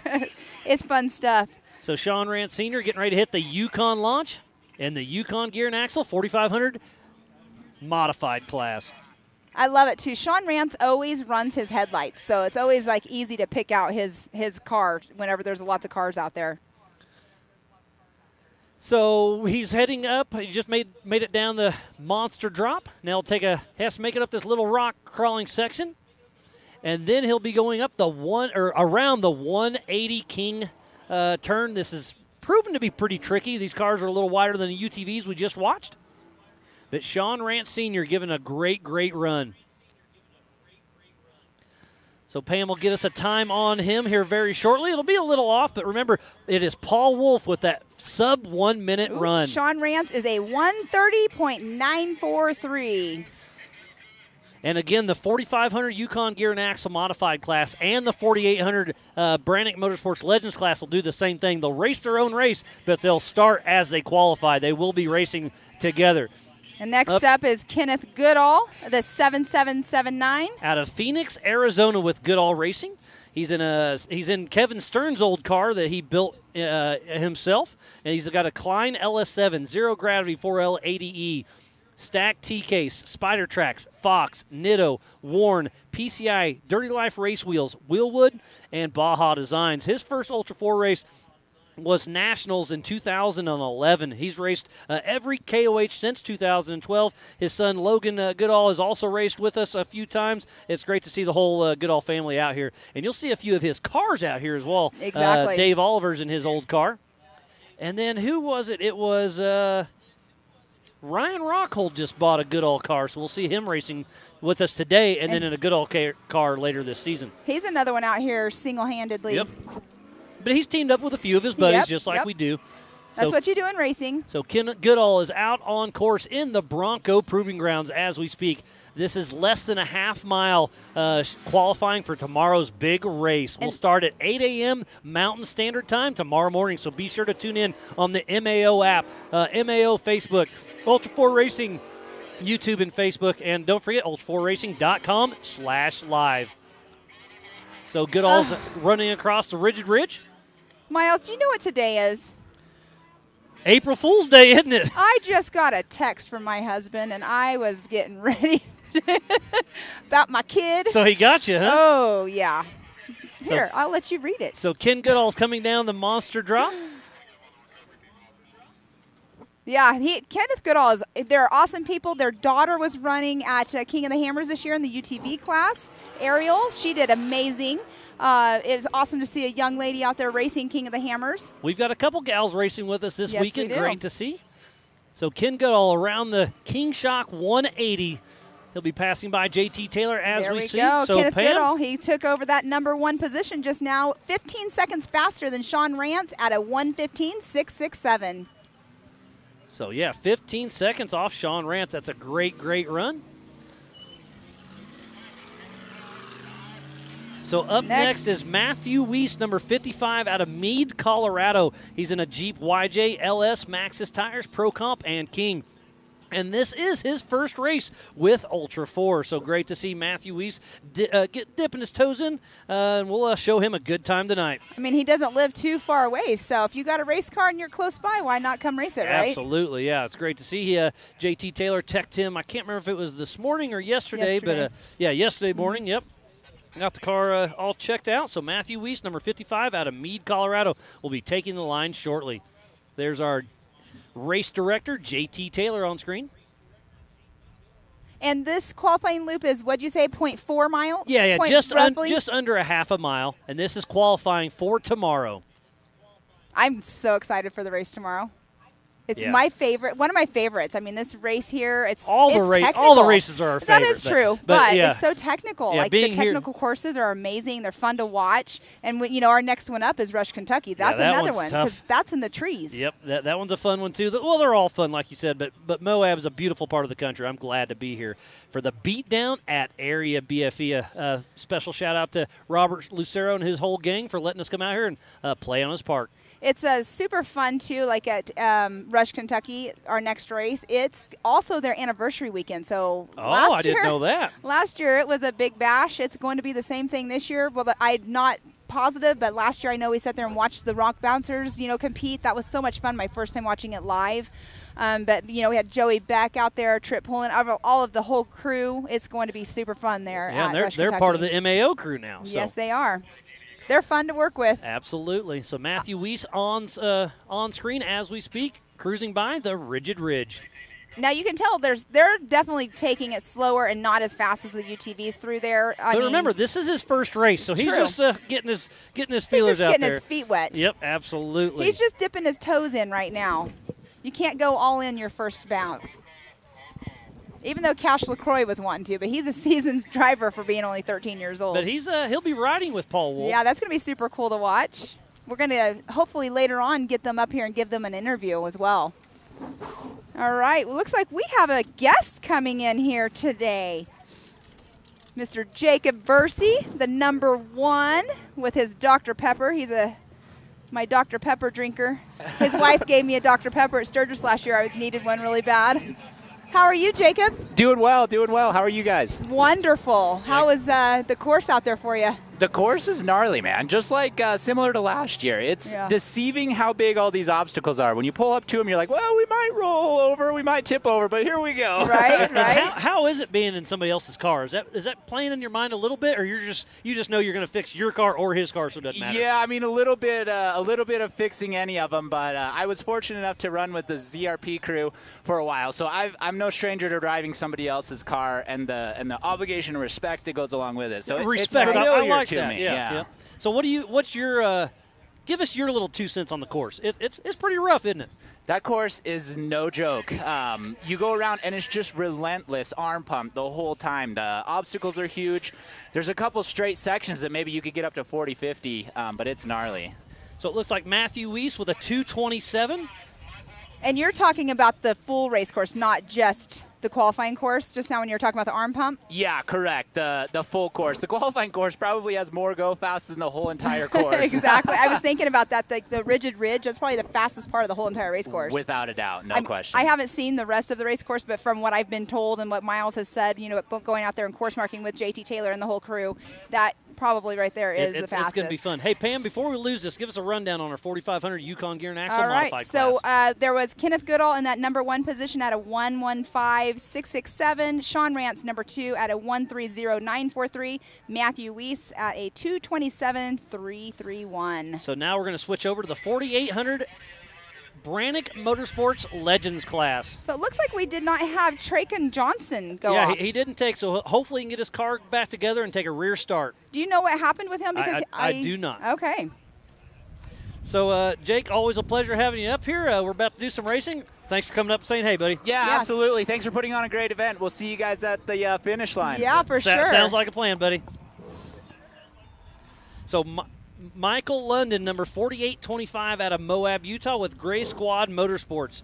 He's in a 2020 Jimmy's 48P chassis, LS3, Turbo 400, Atlas, Spider Tracks, King, Vision Wheels, and Yokohama tires. He's racing for Warrior Built.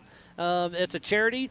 Terry Madden usually rides shotgun with him, but he's not riding today. He's got another buddy in there. Well, Terry put Dom it. Balducci's riding shotgun. Exactly. You'll recognize that name. Well, and he put it, Terry didn't want to get in there and co-drive for him because he said he didn't want to have to get out and worry about winching because his foot is not well. Yeah. So he does, that's playing it smart. Absolutely. And we saw Terry took a little tumble earlier. But, yes. But he's a trooper.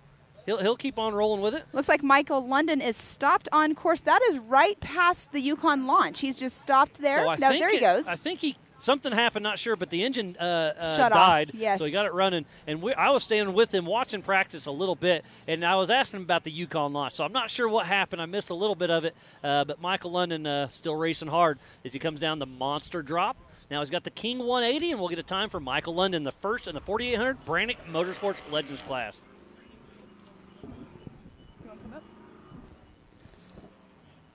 Speaking of Mr. Terry Madden, he's going to come up here in just a moment. He's hobbling up here a little bit. Slow but steady for Terry Madden.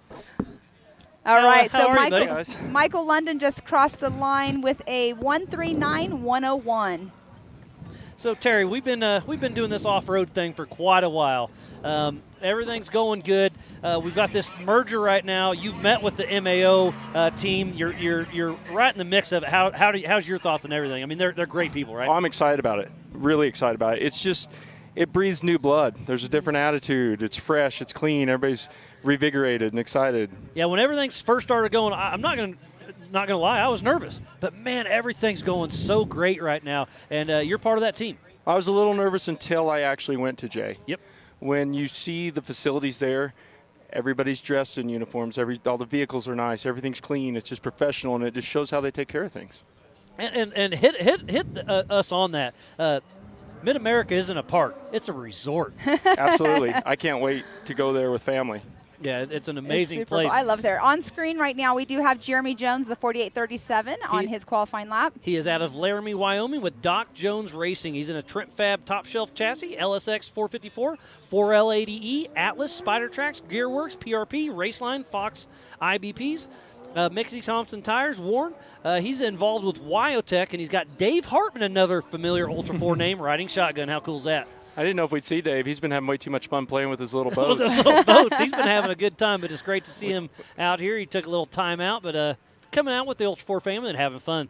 Doc Jones hitting the Yukon launch as we speak. He was doing multiple laps out there qualifying, doing the practice qualifying loop earlier. Doc Jones is smooth and fast, and he likes knowing the course. Definitely a force to be reckoned with. He's I expect him to be on the podium. So Terry, what happened out there? Yeah, me. What did happen? No, is there going to be a hashtag Terry happens now? No, Yeah. it's Turtle Terry. Turtle Terry. He didn't go all the way on the lid though, so it's not turtling. I broke my foot last week, and I should have stayed home. I couldn't admit to myself that I couldn't do it. And with it taped up, my throttle control was really bad. You could hear it when you were It was driving. either in or out. And Yeah, you had a good run going until you It did. doesn't matter. Hey, but you it know never that matters unless you finish. You did make it farther. Who was it that rolled before that? It was, let me find it really quick. I love that we're looking up who rolled. Thank you.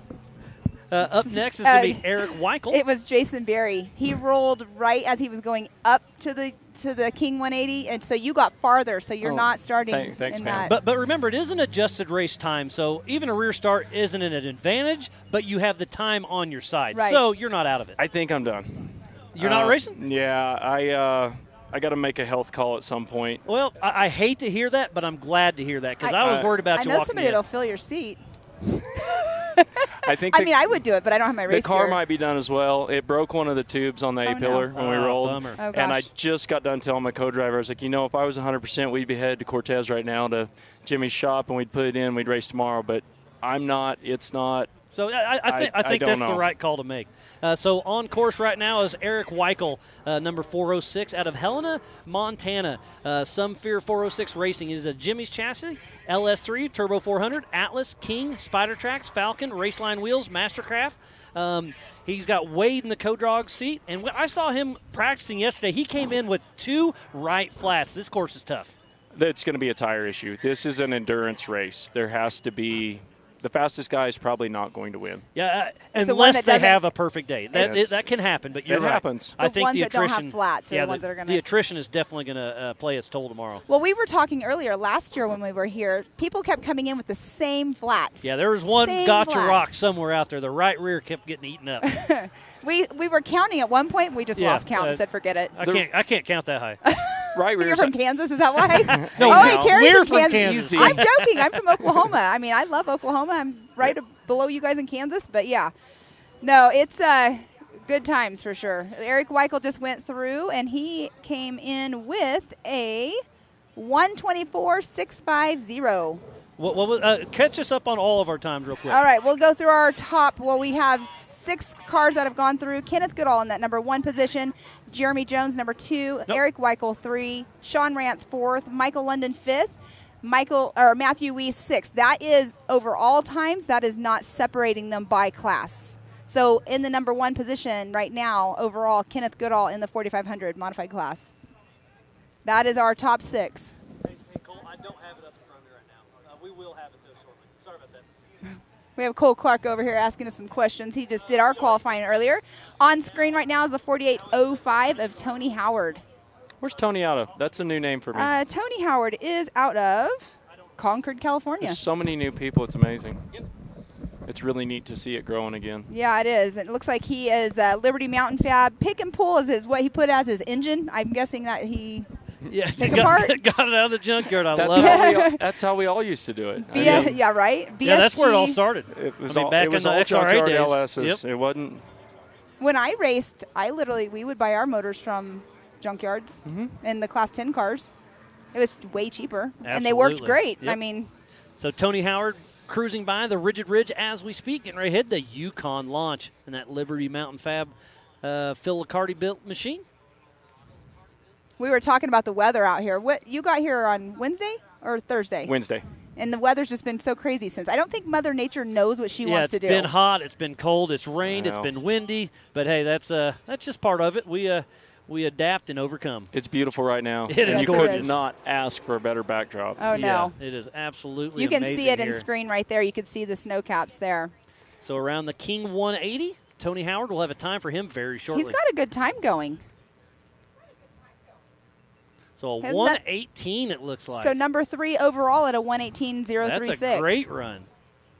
Several years ago, we came out here for Eric Miller's wedding and went on a UTV ride clear up there in the snow, and it's just absolutely amazing. Yeah. Isn't it crazy? You have all of this in Moab, and then just an hour away you can go play in the snow. We went clear up, made a big loop through the snow. It was one of the best days trail riding I've ever had. Yeah, Moab has a little bit of everything. It's an absolutely amazing place to race. It is. Up next is the 44 of Caleb Boxey.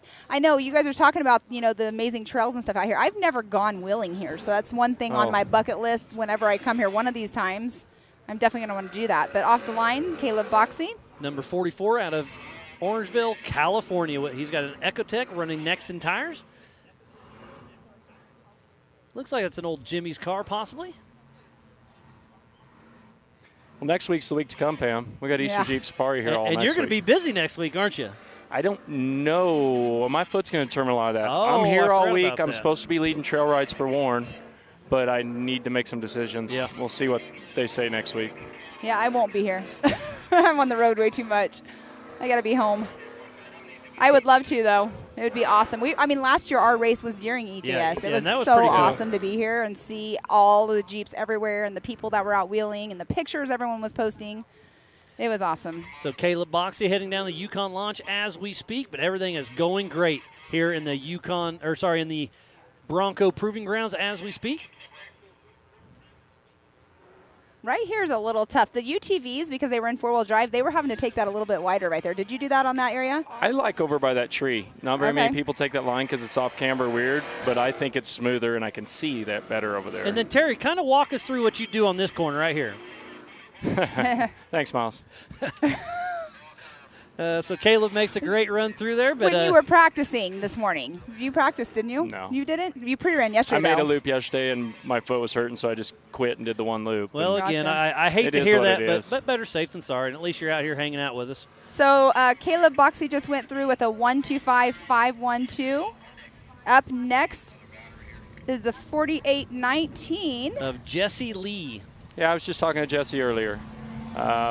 They haven't been doing this real long, but I remember him at Hammers. We'd met at Hammers. It's neat to see the guys that are so excited about it. Yeah, it's super cool to see people out here that are new to it. We were talking about people that, they drink the Kool-Aid, right? Don't drink the Kool-Aid, but you do anyways, and then you get hooked on it. Or who was it earlier, Miles? We were talking about getting his feet wet. No, he's just dipping his toes in, the one from Oklahoma. Yeah, that was Matthew Weiss. Yes. Yep. He's in Mid-America, Oklahoma. What was it Polaris, I believe. Yep. So we have Jesse Lee out there. He's running Toyota-based, Nitto tires, trail gear, and ADS shocks. So Jesse Lee out in the Bronco Proving Grounds qualifying for tomorrow's big race for the Beatdown at Area BFE. This little section here, I think, was probably the hardest for me for qualifying. It's it was a just lot hard rougher than it was last year. And it's hard to judge your speed through there. It's just, do Look at the you rocks. risk a tire and then have to run the whole qualifier on a flat? Or do you slow down a little? Yeah, I mean, what'd you do? I slowed down a little, Yeah, right? you slowed down. So you had a great explanation that you told me yesterday. You said it's easier to check up than to change a tire. There's 300 seconds in 5 minutes what it takes. Right. So We've give me your always little- said that in Baja. So it takes about 5 minutes to change a tire. There's 300 seconds in 5 minutes. So you can check up 300 times for one tire change.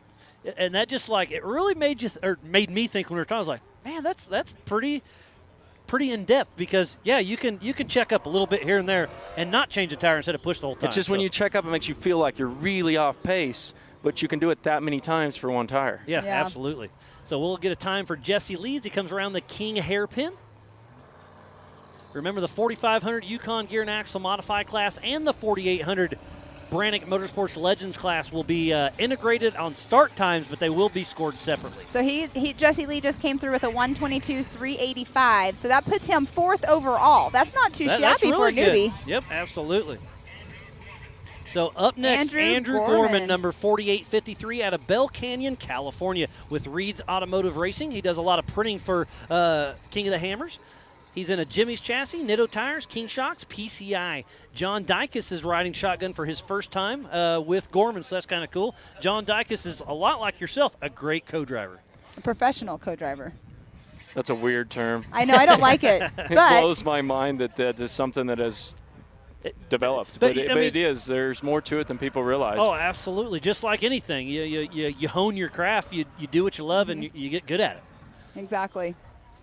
So Andrew I Gorman didn't out realize on course. They were up there.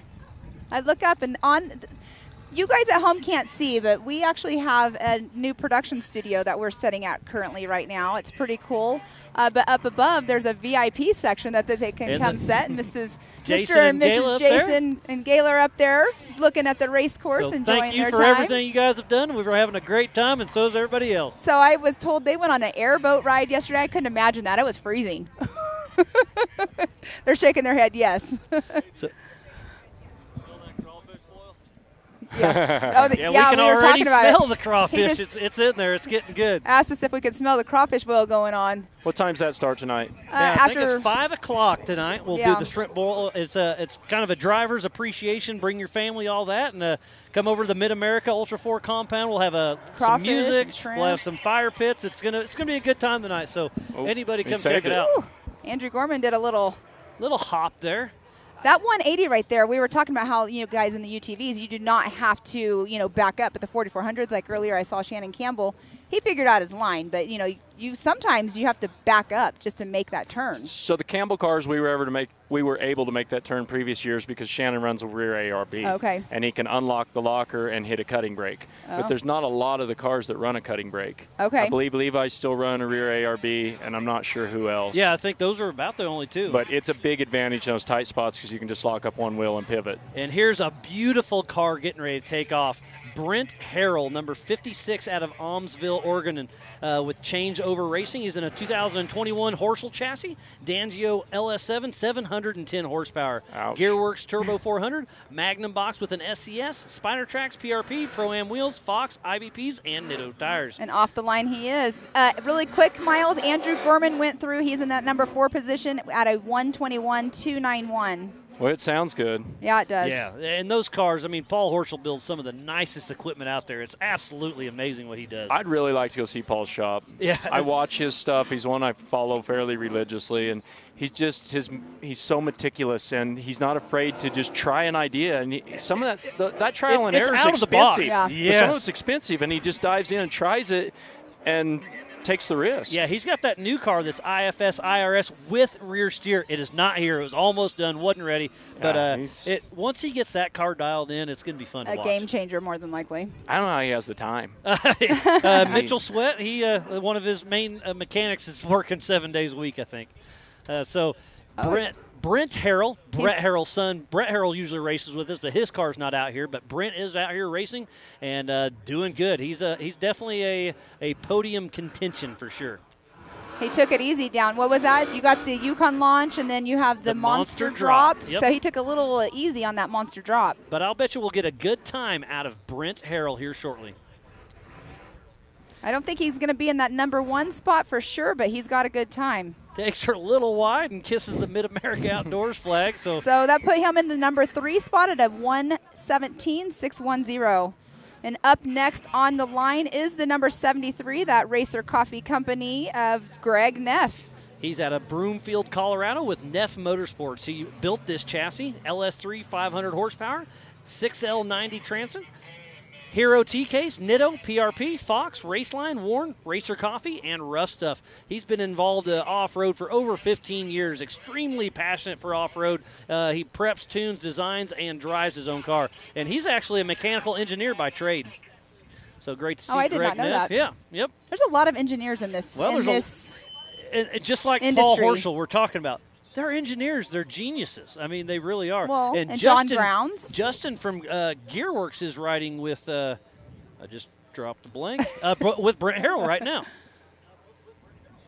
And they came in the number 3 spot at that 117. So while we're on a little bit of a stopping point, we have Kenneth Goodall in that number 1 position, Jeremy Jones number 2, Brent Harrell number 3, Tony Howard 4th, Andrew Gorman 5th, Jesse Lee 6th, Eric Weichel 7th, Caleb Boxey 8th, Sean Rance 9, Michael London 10, and Matthew Weiss 11. And that, again, is all of them integrated, so that is a overall for time. The 45 and the 4800 yes, class. Yes. And let's give some of our partners some love real quick. Can-Am, Ford, Bronco, Monster Energy, Holly, Lasernut, Griffin, VP Racing Fuels, Nitto, Optima Batteries, 4-Wheel Parts, Progressive, Ultimax, King of the Hammers, Mid-America Outdoors, and the Off-Road Syndicate. So please support who supports the sport. Without all these wonderful partners, we would not be racing here at the Beatdown at Area BFE. And Area BFE, again, they have all their setups out here, their tents on top of their trucks. They're super cool. They'll, open them up, let you go in them, check them out. They're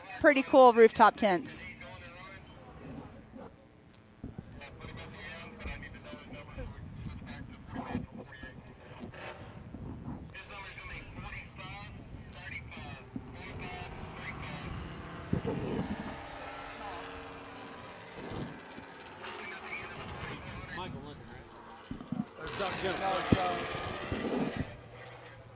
Jones is second right now. Yep.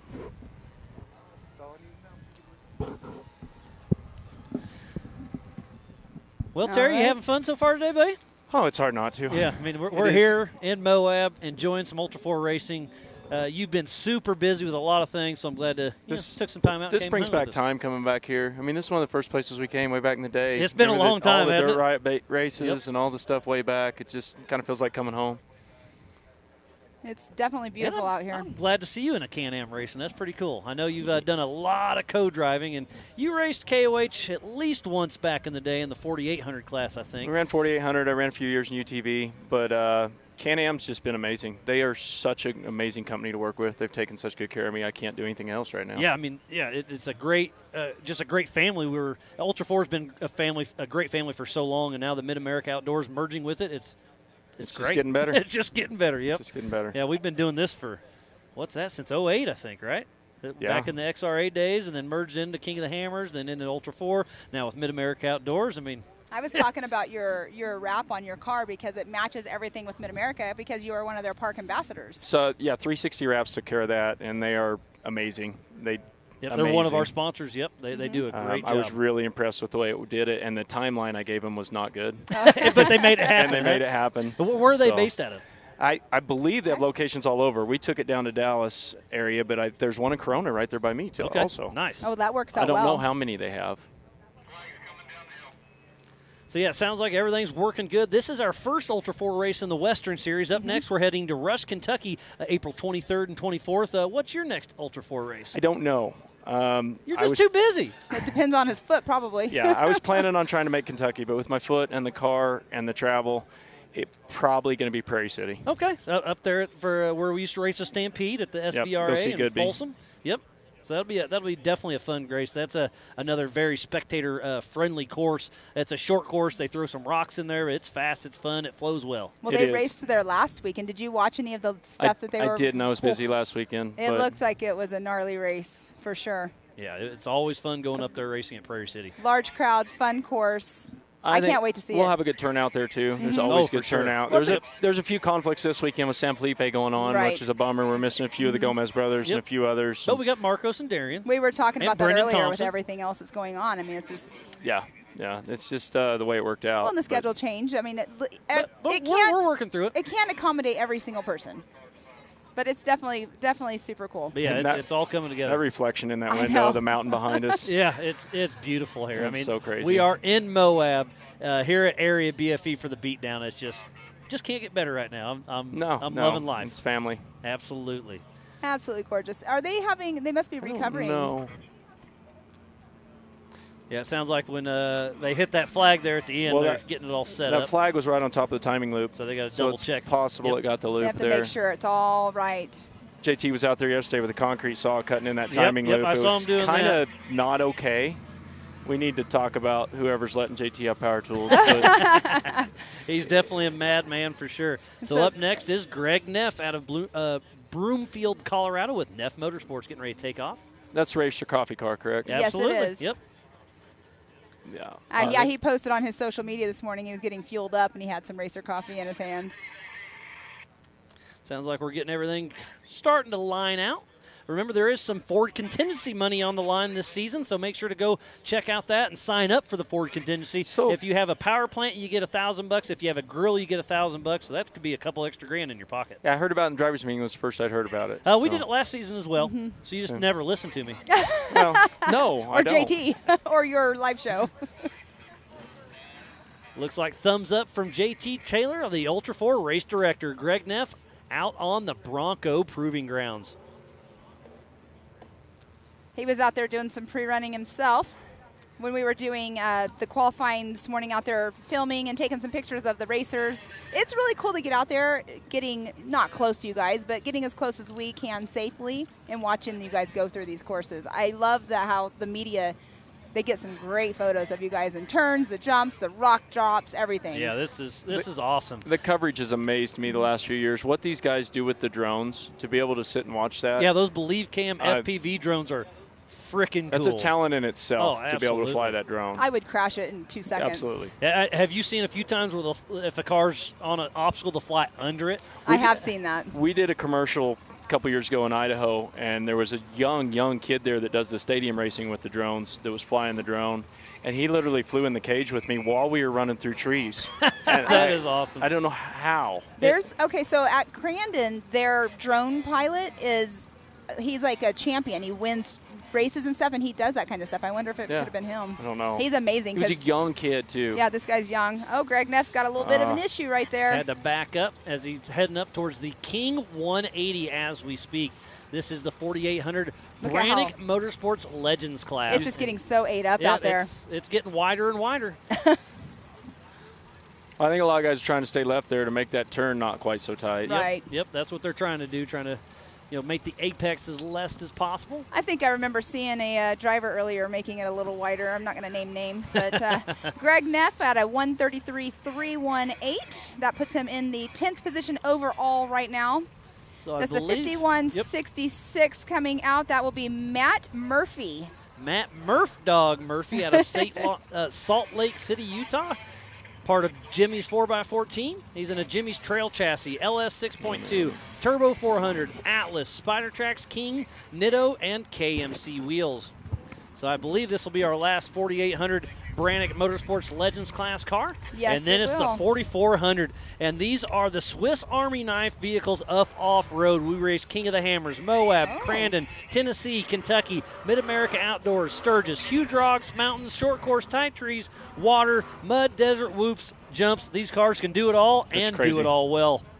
I'm really interested to see how the 4400 times stack up to the UTV. So Paul Wolf has a 59. I called a 55 flat. I'm not sure if that's going to happen. I think it's not going to happen, but you never know.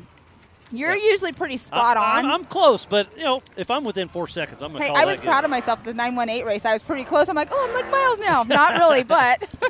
So Matt Murphy heading over the Rigid Ridge as we speak, with the Believe Cam FPV drone chasing him down. We were talking to Jacob Versey right before you came up here, and he was saying that's probably the fastest part on the whole entire course, the Rigid Ridge. Oh, for sure. They're really, if there's anything that this course misses, is one go-fast section. It's nice to air out, get a little fresh air, do something.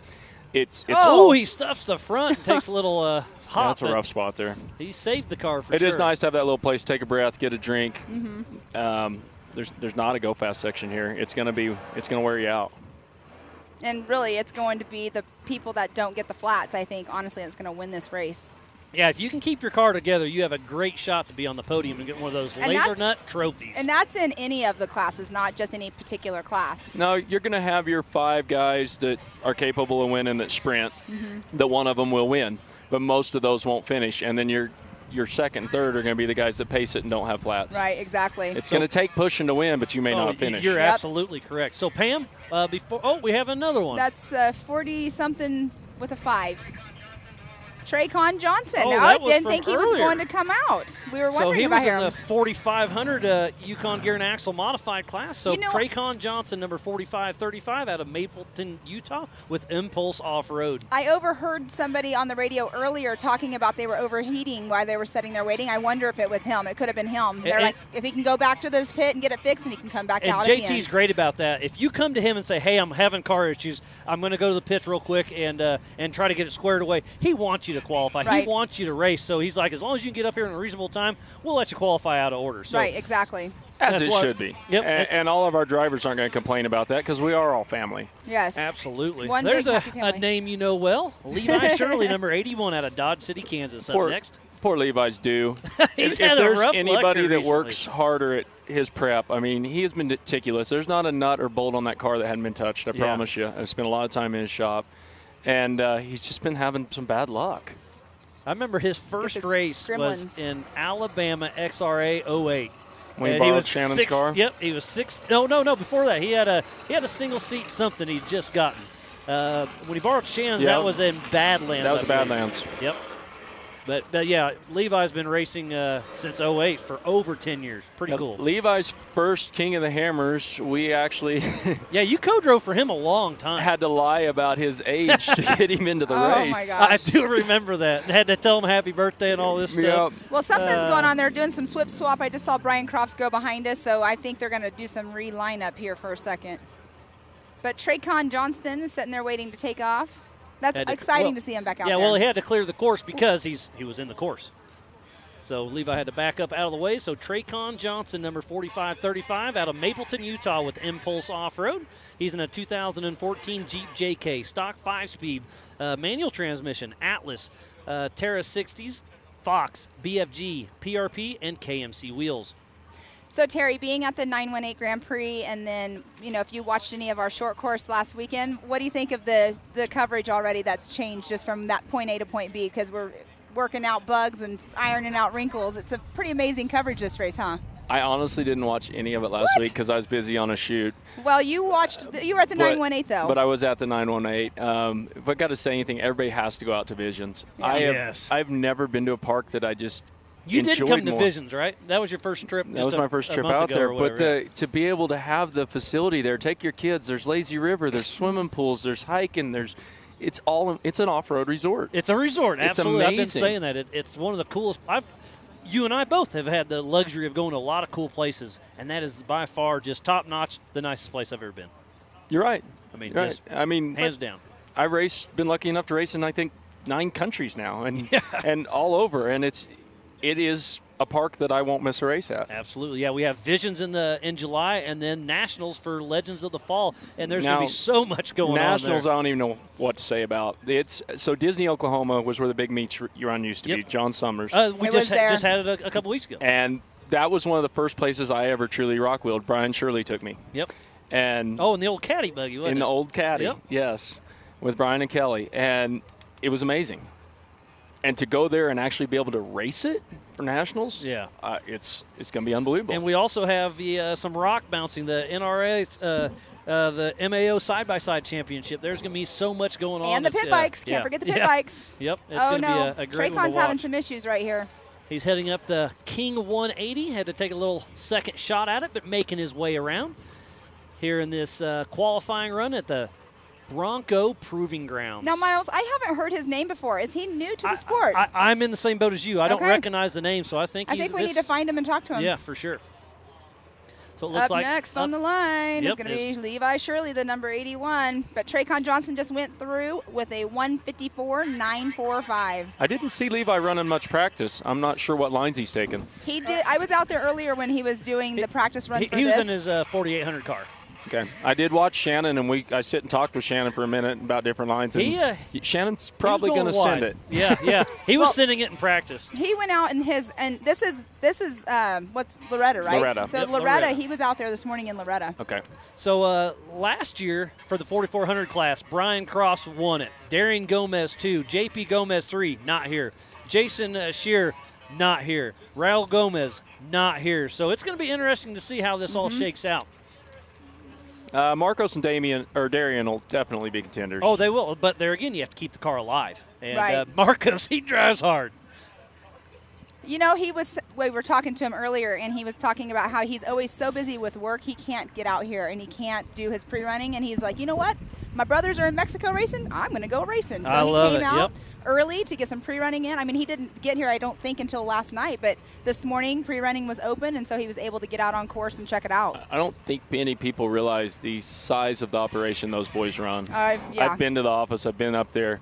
They work hard. There's a huge business that they're running. They work hard and they play harder. Yes, work hard and play hard, absolutely. So number 81, Levi Shirley out of Dodge City, Kansas with Levi Shirley Racing. He's in a single-seat Campbell IFS chassis, LSX 454, 6L80E, Hero T-Case, King, Yokohama, PRP, Method Wheels, ARB, and Spider Tracks. Levi was Sportsman of the Year in 2011 and 2014, was a European champion for Ultra 4 in 2014, Off-Road Hall of Fame Rising Star 2016. This young man has a great shot in the off-road world as he comes around the Rigid Ridge and getting ready to drop the Yukon launch. And he sends it down there. This is the 4400 Unlimited, the biggest, baddest names in the sport, and this is going to be fun to watch, Terry. I have to who do you have your money on for fastest qualifier today for this? Ooh, that's tough. Paul Horschel always sends it. Lauren Healy's fast. Bailey Campbell's here. Shannon Campbell, 3-time King and Off-Road Hall of Famer. Ryan Rockhold. Brendan Thompson, that brand new car, just like Raul. 59. So a 59.263. So that's newest fast time of the day to Levi Shirley. Well, we'll see if anybody gets to your 55 mark. After watching Levi, I think I'm going to be wrong. We'll see. There's still a little time. I'm going to I'm going to go for the young buck. I'm going to go for Darian Gomez. That's where I'm at. That's the name I was getting ready to say. I was going to say Paul Horschel because he's always seems to be the fastest one out here, but I'm going to go with Darian today. Darren's been working really hard on things. Yeah, and he's got his dad's old car now, and he's fast. Do you know how much work they had to do to get that car ready? He just raced it last week. I know. So in 5 days. And Shannon. I mean, yeah. Shannon was pushing it. Shannon's. So Shannon's Campbell. Yep, Shannon Campbell, number 5 out of Gilbert, Arizona with Campbell Racing. He's in the Dragon Slayer, a single-seat IFS Campbell chassis, CBM LS7, Hughes Turbo 400, Hero T-Case, Curry axles, ARB, Monster Energy, Method race wheels, Nitto, Fox, Impact seats. He's won King of the Hammers 3 times, and he is in the Off-Road Hall of Fame. And Shannon Campbell is on a mission. This could be a 55-second. I was just thinking on fire. Right there where he's at, the shot that the photographers can get of him going super just fast with the dust yep. and the snow in the background. So he sends it down the beautiful. Yukon launch, hits the monster drop faster Pretty than anybody smooth. so far. We're at 47 That's seconds. what It's I'm going to be doing. close. I started looking at the timer on this one to see. Absolutely. This is the kicker, though. If you have Yep. to back up or not, that's the problem. But Shannon won't. Nope, because he'll just go right over that big rock. But he's going to be over a minute. Definitely. So Levi Shirley with that 59.263, still the time to beat. So Shannon at a 102.888. And we got Speaking of the 888, Bailey up next, right? Addington didn't come. He raced last weekend, and I know, he does his own prep. Gotcha. But he has a hyphenated last name now, doesn't he, jokingly? He wants to be a part of the Gomez family. So hey, up next. I don't blame him. Yeah, he ran hammers with his name. It said Cody Addington -Gomez on his car. It was pretty funny. So Bailey Campbell up next, number 35 out of Gilbert, Arizona with Campbell Racing in a Campbell Enterprise 2-seat IFS machine, CBM LS7, Hughes Turbo 400, Hero T-Case, Curry axles, Monster Energy, Nitto tires, Fox Method race wheels. She is Brian Cross' fiance, and she has Ryan Miller, another amazing co-driver in the co-dog seat. And she didn't race this last year. She took a year off. She had a kid. That was 2 years ago. Was it 2 years ago? But she didn't race it last year, did she? She didn't race hammers 2 years ago. So she's been racing for about a year. Emery just turned 1. How time flies. It really does when you're having fun.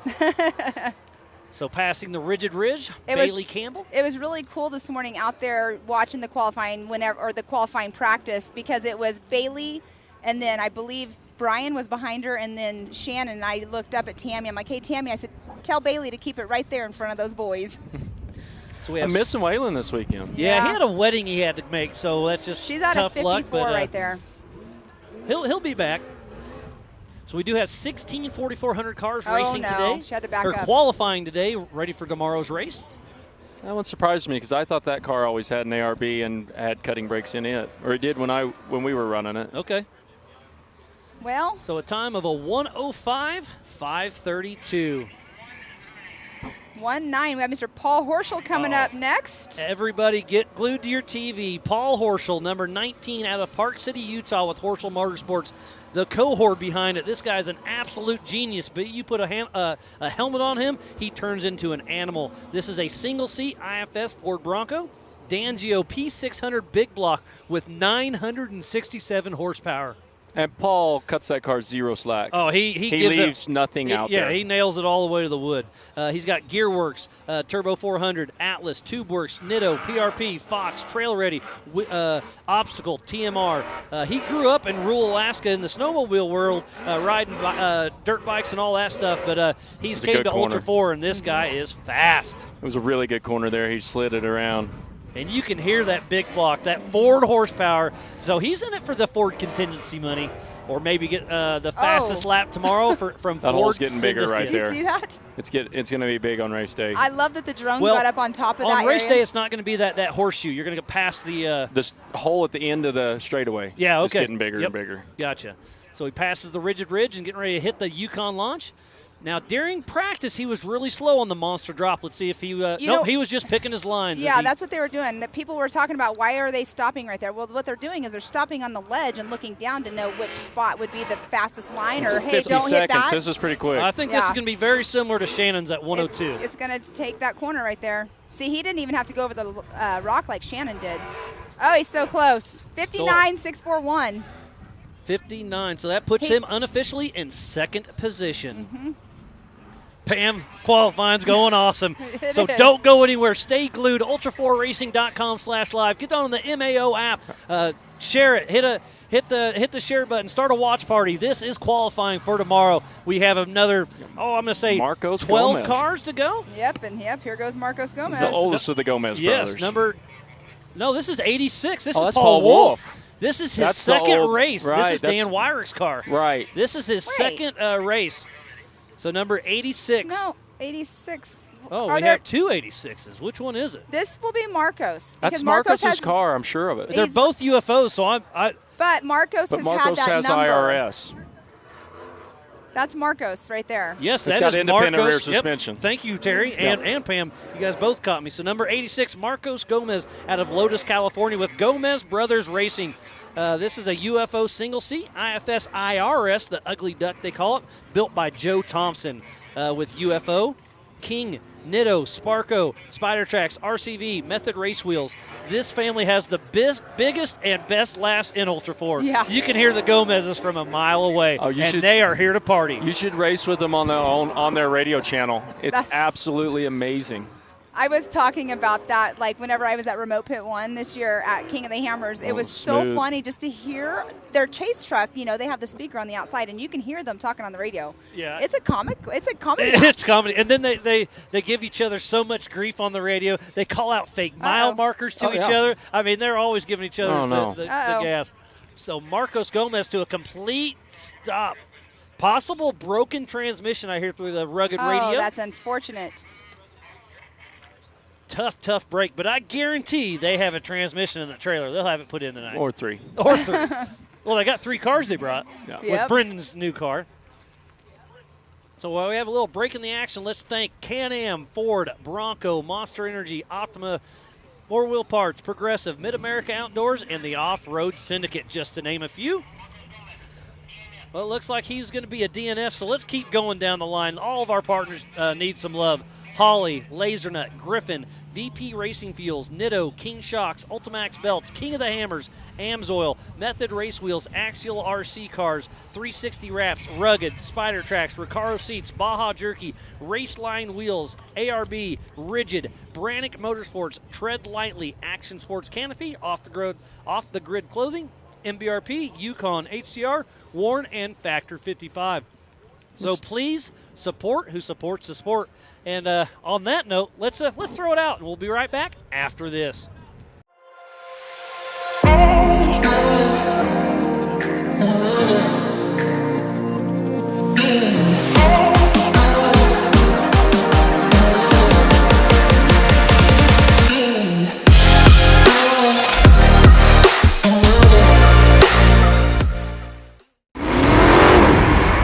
Over 25 years of off-road racing dominance.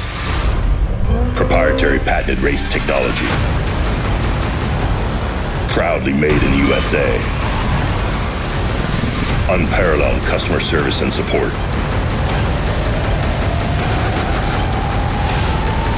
The choice of champions. King Shocks. The leader in off-road shock technology.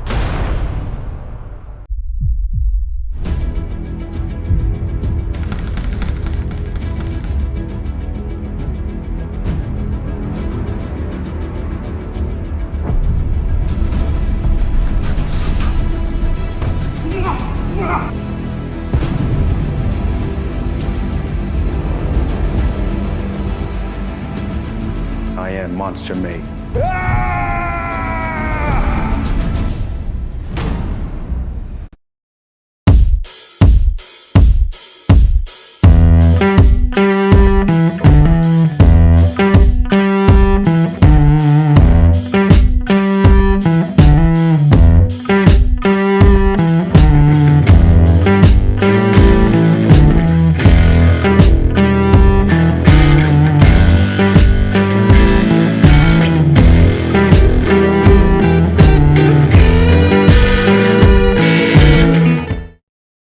Welcome back. We are here at the 4400 qualifying. We have Mr. Terry Madden sitting here with us. He did his qualifying loop earlier. Attempted it.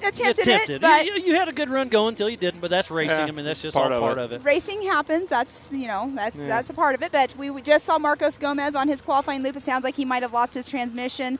I'm not sure who's coming up next. I think it might be Darian Gomez coming up next. And it is. You are correct. Darian. His dad's Gomez. old car. Yep. Yes, and that is in Raul's old car. So Darian Gomez, number 90, Flacco out of Folsom, California. Gomez Brothers Racing. He's in his dad's old UFO single seat. King Shocks, Nitto, Sparco, Spider Tracks, RCV, and Method Race Wheels. He started racing UTVs and came into 4400, and he's doing well. This kid's fast. He's been doing well. He gave his uncle a run for his money last weekend at the NorCal race for sure. And look at him drifting this corner going into the rigid ridge. Yes. This is going to be a good run as long as all holds together. They did so much work on this car over the week because of what happened last week. He beat on it just a week ago. The whole Gomez team is absolutely phenomenal with Joe Thompson and UFO at the helm, and they've got a great program. That is for absolute fact. So Darian Gomez with a smoking time. He's going to be top 5 for sure. Definitely. He definitely has a good run going. We saw in the picture who's coming up next, who's going to give everybody a run for their money as well. But Darian is going to have to do a backup right there. Just didn't take it quite wide enough. He should have drifted it like he was going into that rigid ridge.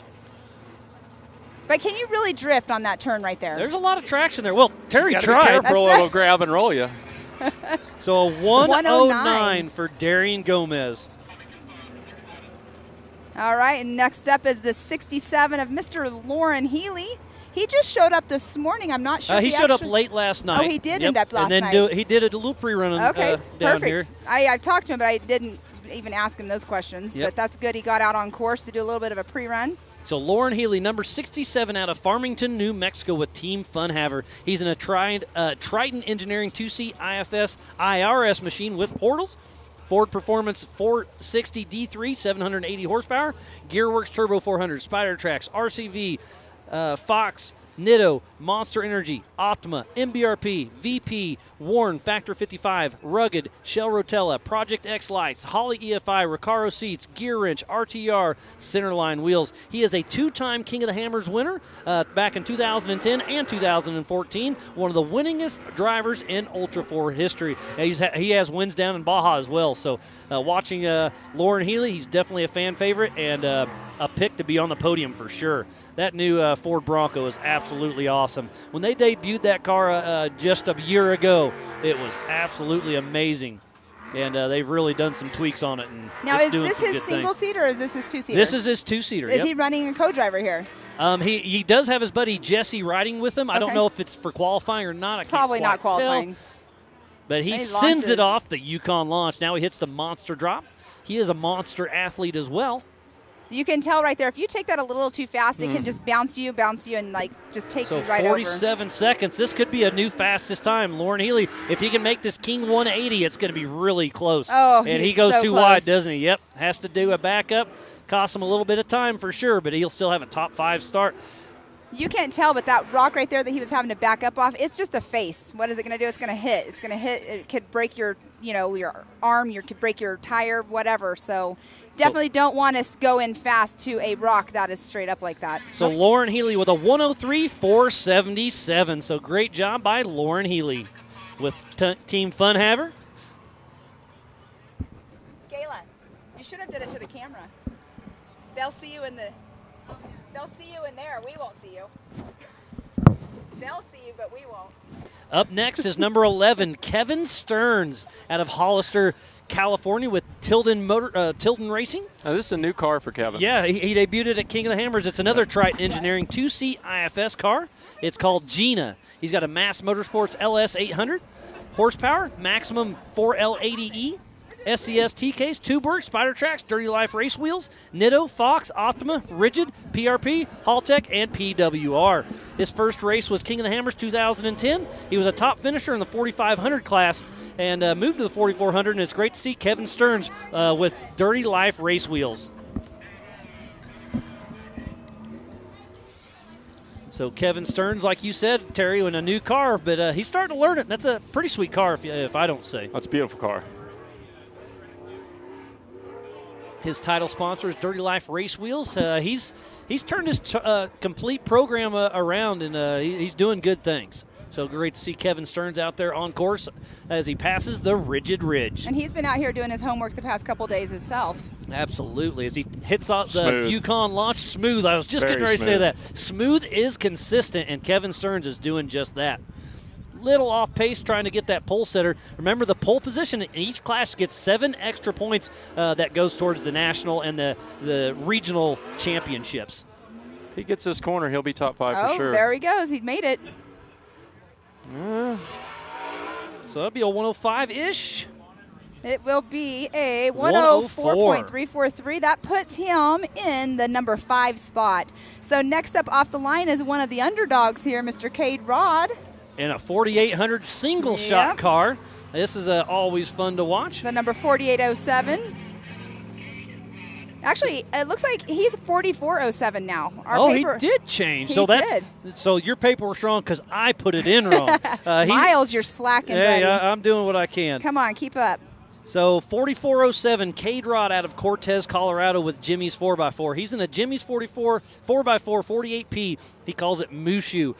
He's got a turnkey LS7, ATI Turbo 400, SES TK, Spider Tracks, King, PRP, Nitto, Vision, Holly Performance, and RCV. And it's great to see that single shot car playing with the 4400s. What's your take on that? I don't think it's a huge disadvantage here. Not on this course. You don't have any high-speed desert. You don't have any – it's rough, low speed. That single shock's not going to be that big a difference. Yeah, he came out and proven himself out here already. Where was it? It was AOP last year. He came out, set the pole for the 4400 class, and ended on the podium in the 4400 class for his first time, stepping up with the big boys. Pretty cool. And AOP is a tough course. Oh, yeah. It's a tight. Tough have you it's been there, muddy. Terry? It's definitely a tough course for sure. So the Yukon launch heading down. Now it's the monster drop. So Cade Rod doing well. I know Cotton and Randy are tuned in, checking out their son. Randy's actually here. I talked to him a few minutes ago. Oh, I missed him. All right. He wasn't here yesterday, I didn't see. He caught me a little bit ago. Good. Great to see him on site. Mr. Jimmy's 4x4 himself. So he was able to make that. So this is going to be a good run for Cade Rod. Let's see Number what he's 4407 got. with a 105. So up next, we do have the 218 of Paul Wolf is what's on the car. So he is definitely not number 86 right now, but Paul Wolf going to be taking off in that previously Dan Wyrick car. Yeah, he just picked that up last week, and Dan Wyrick is actually on site having his mechanics work on it because it's still in that transition. But Paul Wolf, number 218 out of Brighton, Illinois with Wolf Racing in a 2018 UFO single-seat IFS car, Joe Thompson built machine, LSX 454, ATO 4L80E, SCS T-Case, Raceline wheels, Spider Tracks, Radflow shocks, BFG, PRP, and RCV. So this is Terry. I'm so stoked to see Paul Wolf. I know I keep saying I hope I'm not annoying everybody, but having Paul Wolf run a 4400 car and then not do well, I'm just bragging on him. But he'll be giving it all it's got, and we'll see what Paul Wolf can do in a 4400 car. Well, you got to think about too. He just came out of a UTV. But I'm wondering what he's going to think of it because the UTV is so much more nimble, so much. If he's actually going to enjoy it, or if he'll enjoy his UTV more. It'll be an interesting. He raced last week at NorCal. In this car, place. And he said it actually handles very similar to a UTV. It's just bigger, heavier, but it has the power and the suspension. Yep. So Paul Wolf sending it off the Yukon launch, hitting the monster drop as we speak. So, and in his UTV, he has one of your fellow park ambassadors, Mr. Cash LaCroix, riding with him. He's such a fun kid. Yeah, he heard is. I was hurt the other day and called me first thing in the morning. He woke you up, I heard. Wanting to know he could take my car. That's kind of my fault because we were sitting at the airport and they were like, we're trying to get Cash in a car. I'm like, hey, I know somebody's got a broken foot because I saw it on the social. I should have let him drive it. He'd have been better off than me. So a 106.929 for Paul Wolf. Okay, so let's go through the lineup so far of the unofficial times right now. So in the number 1 position, we have Levi Shirley. Number 2, Paul Horschel. Number 3, Shannon Campbell. 4, Lauren Healy. 5, Kevin Stearns. 6, Cade Rod. 7, Bailey Campbell. 8, Paul Wolf.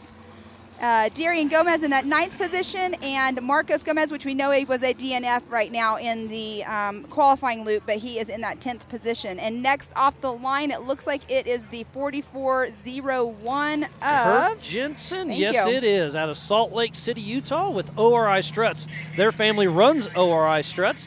That is a Jimmy's 4x4 2-seat IFS chassis. I believe that's Chip McLaughlin. No, not Chip McLaughlin, the other McLaughlin, Andrew McLaughlin's old car.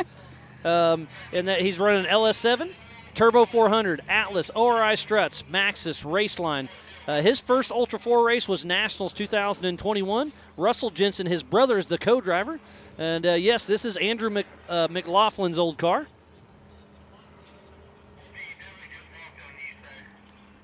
And their dad, Mark, started ORI, but both brothers are heavily involved, and it seems like they're growing. So ORIs are kind of a cool situation. I remember them a long time ago when XRA first started. They were really heavy, and it sounds like they're doing well.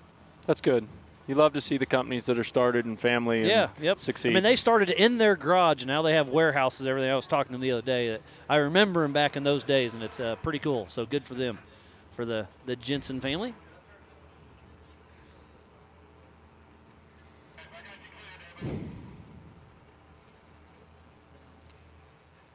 I'm getting a the background stuff going on is pretty comical around here. So I'll give you kind of a rundown. Child loose on the lighting. Yeah, no doubt. So tomorrow morning, 8 a.m., we kick off live racing with the 4600 Spider Track stock class. They'll run 3 laps. At 10 to noon, it's the 4900 class, 4 laps. 12:30 to 2:30, the 4500 48s. From 3 to 6, the 4400 Unlimited class. We will have awards after each race as long as we keep the flow going. So here is the 4401, Kirk Jensen. That'll be a little change up, but we normally did them all at the end, so we're changing it up this year. We're trying. We'll see. what happens. And obviously, if times allows, it's a live race. We can't control everything. Right, but, exactly. We'll fit it in best we can. So that'll be. It's going to be a great day of racing. It'll be fun. So be sure to tune in all day long. Ultra4Racing.com/live. Get on the Mid America and the Ultra 4 YouTubes and Facebooks and hit those share buttons. So Kirk Jensen down the Yukon launch, getting ready to hit the monster drop. He took that a little conservative and still kind of snuffed the nose just a little bit. Qualifying is always a lot of fun because it's just action, action, action. Tomorrow we'll definitely have some dead spots because this is a 5.5 mile loop, and there's a lot of remote out there, and we'll do our best. We'll have great coverage, but there's a few sections we just can't get to. It's a slow 5 miles, too. Yeah. What was it last year? I'm going to say 23 minutes? I'm guessing it'll be about a 15-mile-an-hour average. Oh, you're way lower than I've heard. Okay. There's a lot of places out there that are going to be pretty slow. Yeah. Yeah. Brian Cross last year was a 23:25 average lap. Time-wise. Yes. But it was a little different. We had some real fast sections last year.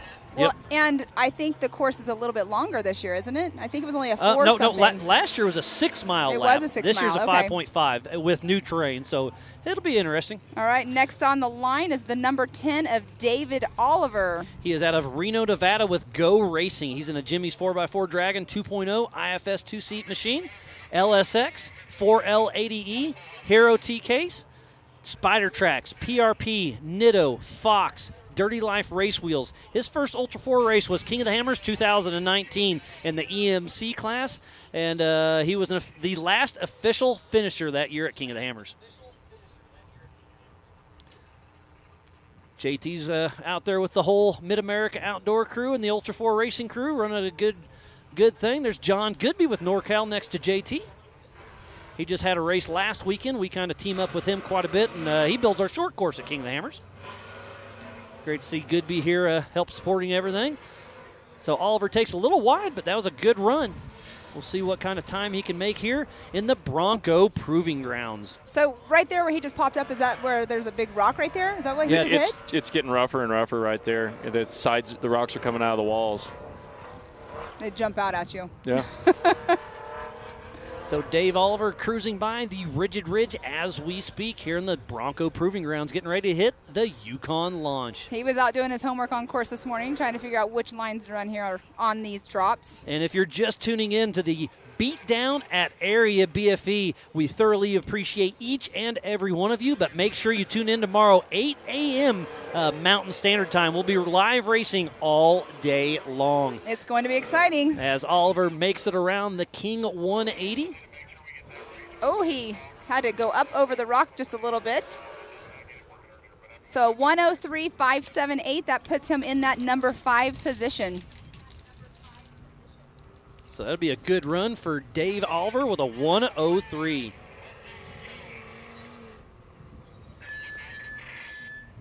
I think the 719 of Weston Jones is up next. Yes, he is. He is out of Harriman, Utah with Tuna Club Racing. His car name's Mr. Pickles. He's in a Jimmy's 2.0 2C IFS machine. I would love to know the backstory on some. Well, I don't know. His first race was King of the Hammers this year. That was a brand new car. He's got a turnkey LS, Turbo 400, SCST case, LKL, Jimmy's 4x4, and Salt Lake Vape, and Justin Tent help him out. But he's fairly self-funded, new to the sport, but having fun. And he's also got Rob Flandro co-driving. He's raced with us for quite a while. That's a name I haven't heard for a while. Good old Robbie. He's another great character with the Ultra 4 family, isn't he? Yeah, they're relaxed then. Yeah, yep. They have a good time no matter what they do. He has a very clean wrap on that. Obviously, it's brand new. Where was that? I think it was Nationals in Reno a few years back that he took a horrible tumble at the start-finish line in his. He used to race 4800 class. But yeah, Robbie Flanders a good time, but he's riding right now with Weston Jones. That was a nice, smooth That was very launch. smooth. So we'll see how he does on the monster drop, and so far so good. He's got a great time running. He could have a top 5 if he can make this King 180 hairpin turn. You can't really lose your momentum in that turn. He's going to have to back up. Yes, he does. So it's going to cost him a little bit of time, but he's still looking good. Tomorrow's race is on adjusted time. He'll be taking off, I believe, in 30-second increments, so a 106. And that puts him in the number 9 position. Next up is Mr. Brian Cross, the number 9.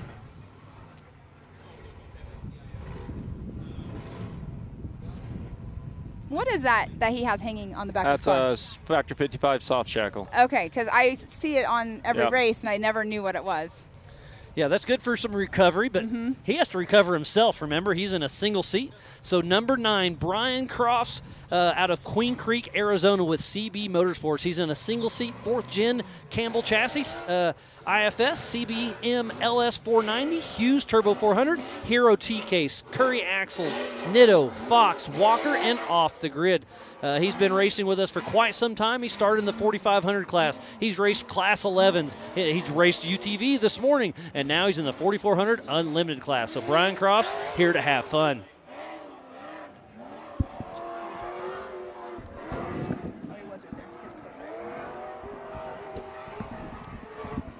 Man, those Campbell motors, or the Campbell cars, their motors are definitely a different sound. And that's the 8-to-1 exhaust right there. So Brian Crofts sends it off the Yukon launch. This is a super fast time. He won this race last year, and he's here to back it up. And time-wise, it's looking good for Brian Crofts. Can he bump out? Who is it? It's Levi Shirley with that 59.263 fastest time of the day. He does have to back up. Oh, no. It was going to be close. I think he had it if it wasn't for that corner. Absolutely, but hey, that's right, racing. what, 4th position, roughly? 3rd, 101.855 in that number 3 position. We don't have very many cars left here. We have Brendan Thompson, Matthew McCowan, Ryan Rockhold, and it shows Cole Clark on here, but we know he's not racing in this class. So 5150, Brendan Thompson going off the line. This is a brand new UFO. Brendan Thompson at number 5150 out of Nevada City, California with Outcast Racing. Like I said, a brand new UFO Joe Thompson built machine, but he actually finished it. He worked side by side with his brother, Joe Thompson. He's running LS, Maxxis tires, American Forged wheels, and King shocks.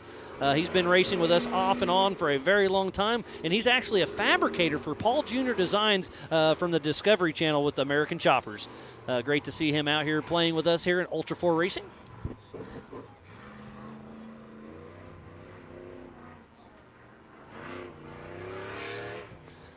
So Brendan Thompson, that brand new UFO, he raced this last weekend at NorCal, correct? I'm not sure about that. Okay. I don't know. I know he's been working on it a lot. So it's great to see him finally out here. I don't think so. I don't recall him. He's been racing a solid axle machine for a very long time, and I think he's going to pass that car down to his son. So this brand new UFO car is an absolute work of art. They build almost all the suspension parts and everything in-house. Joe Thompson, they've got a couple CNCs. They're making things happen. And obviously he just built Raul's car, and it held up a brand new car winning King of the Hammers. But that doesn't happen. He didn't even finish it and show up with the car till Tuesday of the race week. I mean, that's when they tested and tuned it. Now, Brendan, his son races UTVs. Is that correct? Is that what he races? Yep, so he races BFE. I believe his son was racing last weekend. I'm not sure, but I know Miles and I were like going back and forth trying to make sure our homework's going good. I'm like, who's racing with us the following week in Moab? Are you watching the NorCal race? Like, we want to know all the driver information. Ryan Rockhold is up next in that 417 in his iridescent car. Now, he raced at the 918 Grand Prix. He was doing awesome. He was out front. Not sure what happened, but you never know with Ryan.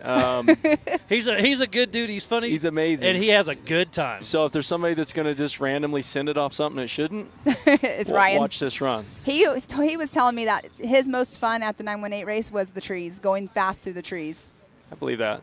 So Ryan Rockhold, number 417, out of Peyton, Colorado, with Elevate Off-Road Racing. He's in Lauren Healy's old car that he just got from Darryl Gray. It's a solid axle Jimmy's car.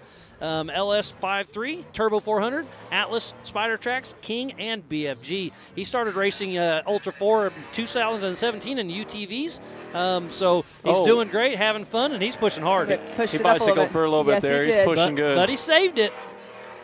He's another person that came here without a crew, but he, fellow racers are all helping and kicking in and making, putting their time in with each other. Yeah, see how he does here. He was one of our first racers here, and I went down there and helped him park, and he helped me and us park a lot of people and keep everything tidy in the pits. So Do Ryan you notice Rockhold's awesome. On the roof of his car, what is that Rufus familiar? Racing. Yep. He's part of that team when they come around. Oh yeah.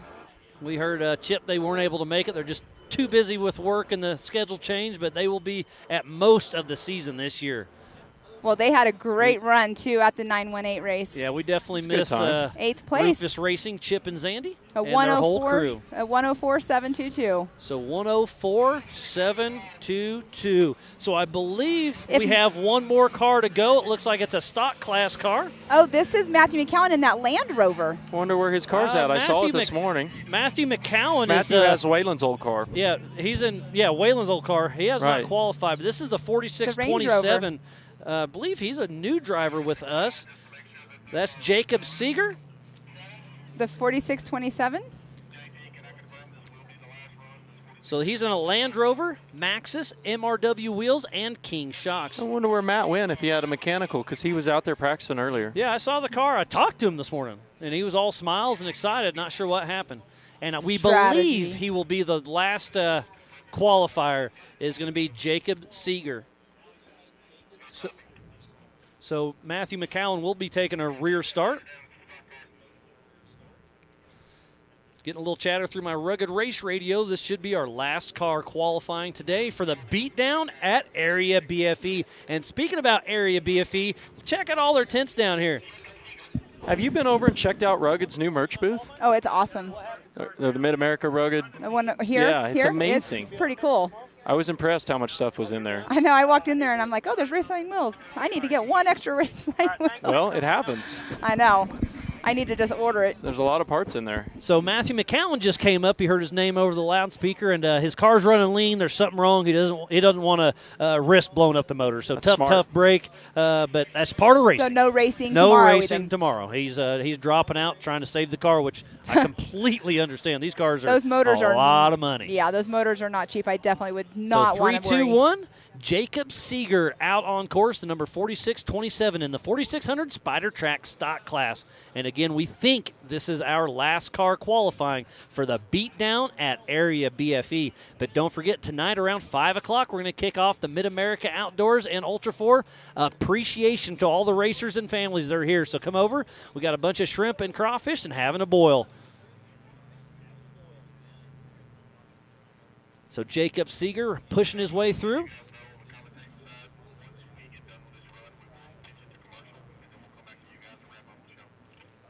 So everything is going great today. Thank you, everybody, for staying tuned in. We are watching Jacob Seeger on site, or on course as we speak. Tomorrow morning at 8 a.m. sharp, Mountain Standard Time, we run the 4600 Spider Track stock class for 3 laps. At 10 a.m. to noon, the 4900 Can-Am UTV class, 4 laps. From 12:30 to 2:30, the 4500 Yukon Gear and Axle Modified class, and the 4800 Brannick Motorsports Legends class, 5 laps. Miles. From 3 to 6, the 4400 Unlimited class, 8 laps. Looks like Jacob Seeger just pulled off course. So Jacob Seeger does go into the AMSOIL hot pits. Not sure what's going on, so he'll take a rear start. Tough break, but we'll see if he can make his way. So have you guys ever seen a Range Rover out here racing? Not too many. Those are over across the pond most of the time. I've raced with a lot of them, but it wasn't on this side. That's yeah, what I over wondered. in England. I know how much those things cost, but I think it's great. Oh, I think, yeah, it's awesome. Huh. So the car is just pulled off course. Getting some chatter, trying to let everybody know. Yeah, he's definitely off course. Probably, I mean. No, he's heading back to the pits. He's done. Yeah, he's definitely not running anymore. So while we just wrap up qualifying, we'll get everything geared up. We'll get some times for you, so we'll take a quick break, and we'll be right back after this.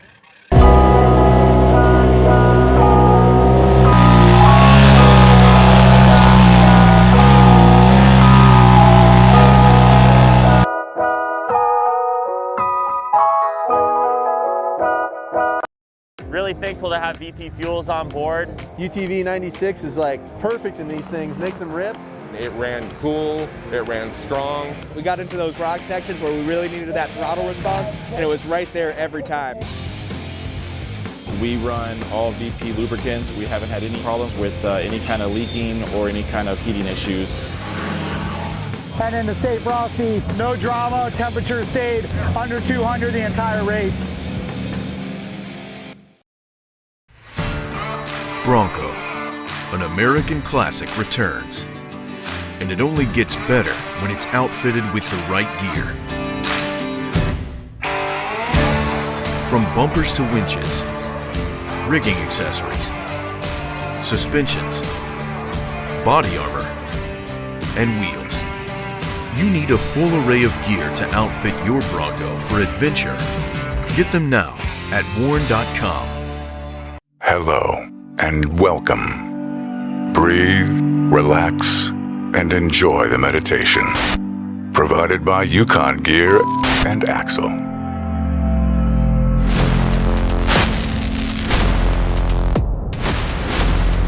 Shop now. The ultimate in off-road performance.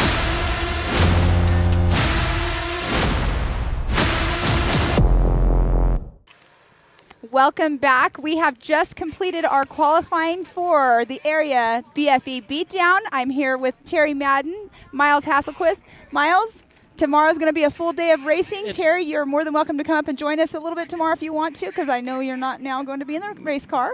But Miles. But it was a great day at qualifying. It was great. I mean, we started off with the 4600 Spider Track stock class, went into the 4900 Can-Am UTV class, 45, 48, and then the 44s.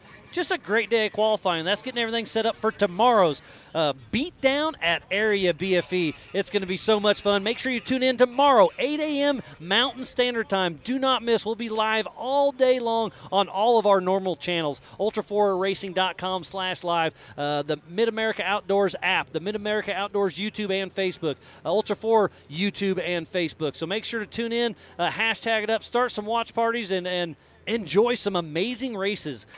Terry, thoroughly appreciate you coming up here and chatting with us. That's good to see you. Thanks. Tough luck, but yeah, it's racing. I think you're making the right call. That's just racing. It's part of it.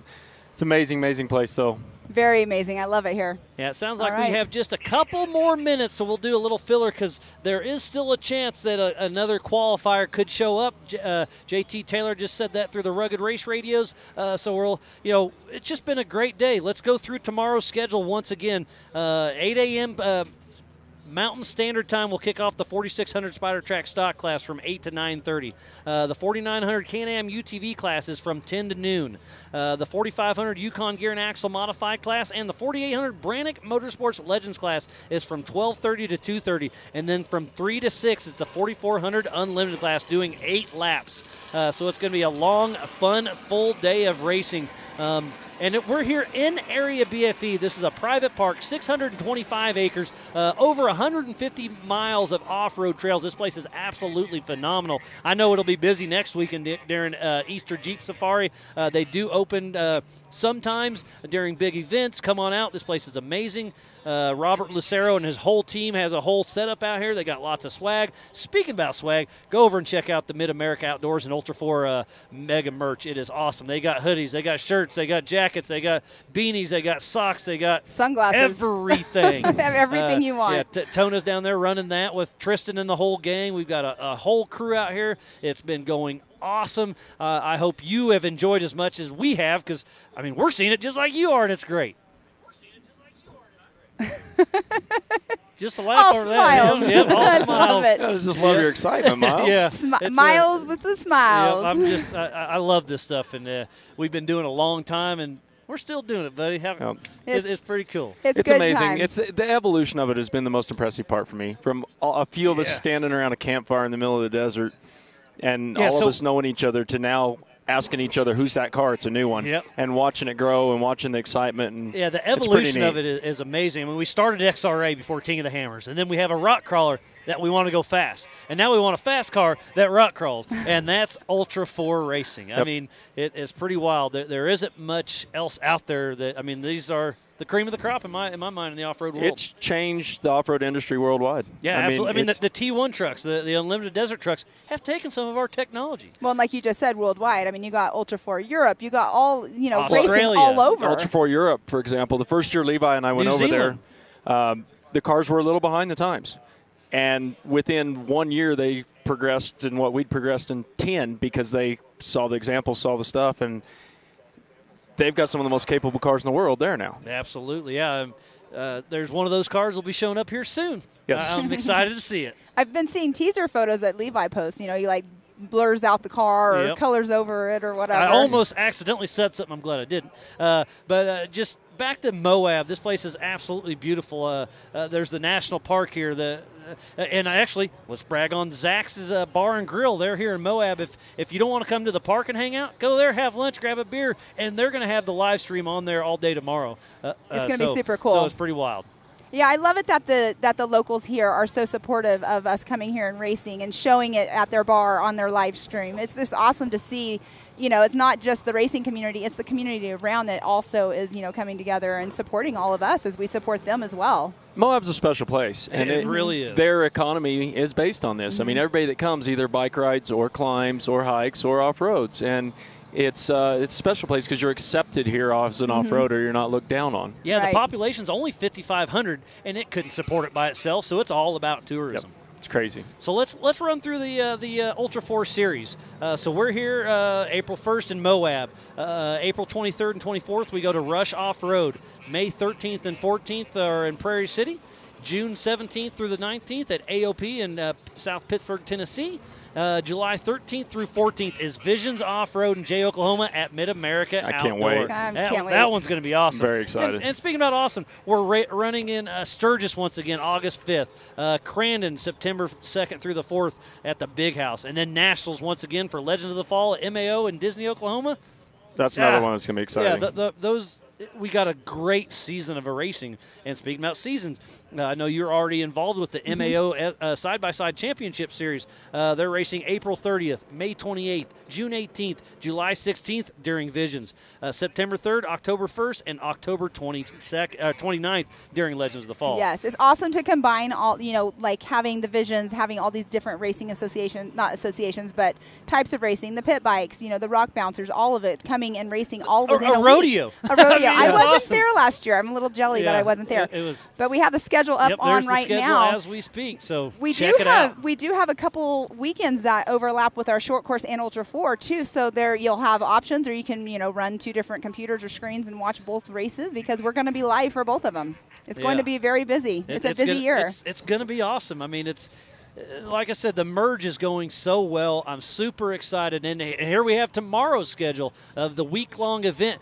for the Beatdown at Area BFE. Again, 8 a.m. Mountain Standard Time. We'll kick off at 8 a.m. for the 4600 Spider Track stock class 3 laps. The 4900 does 4 laps. 45 and 48 does 5 laps. The 4400 does 8 long laps. And it's a 5.5-mile loop. And it's going to be tough. There's 12 either-ors. There's a couple stock bypasses. And then the Britney Spears is a joker.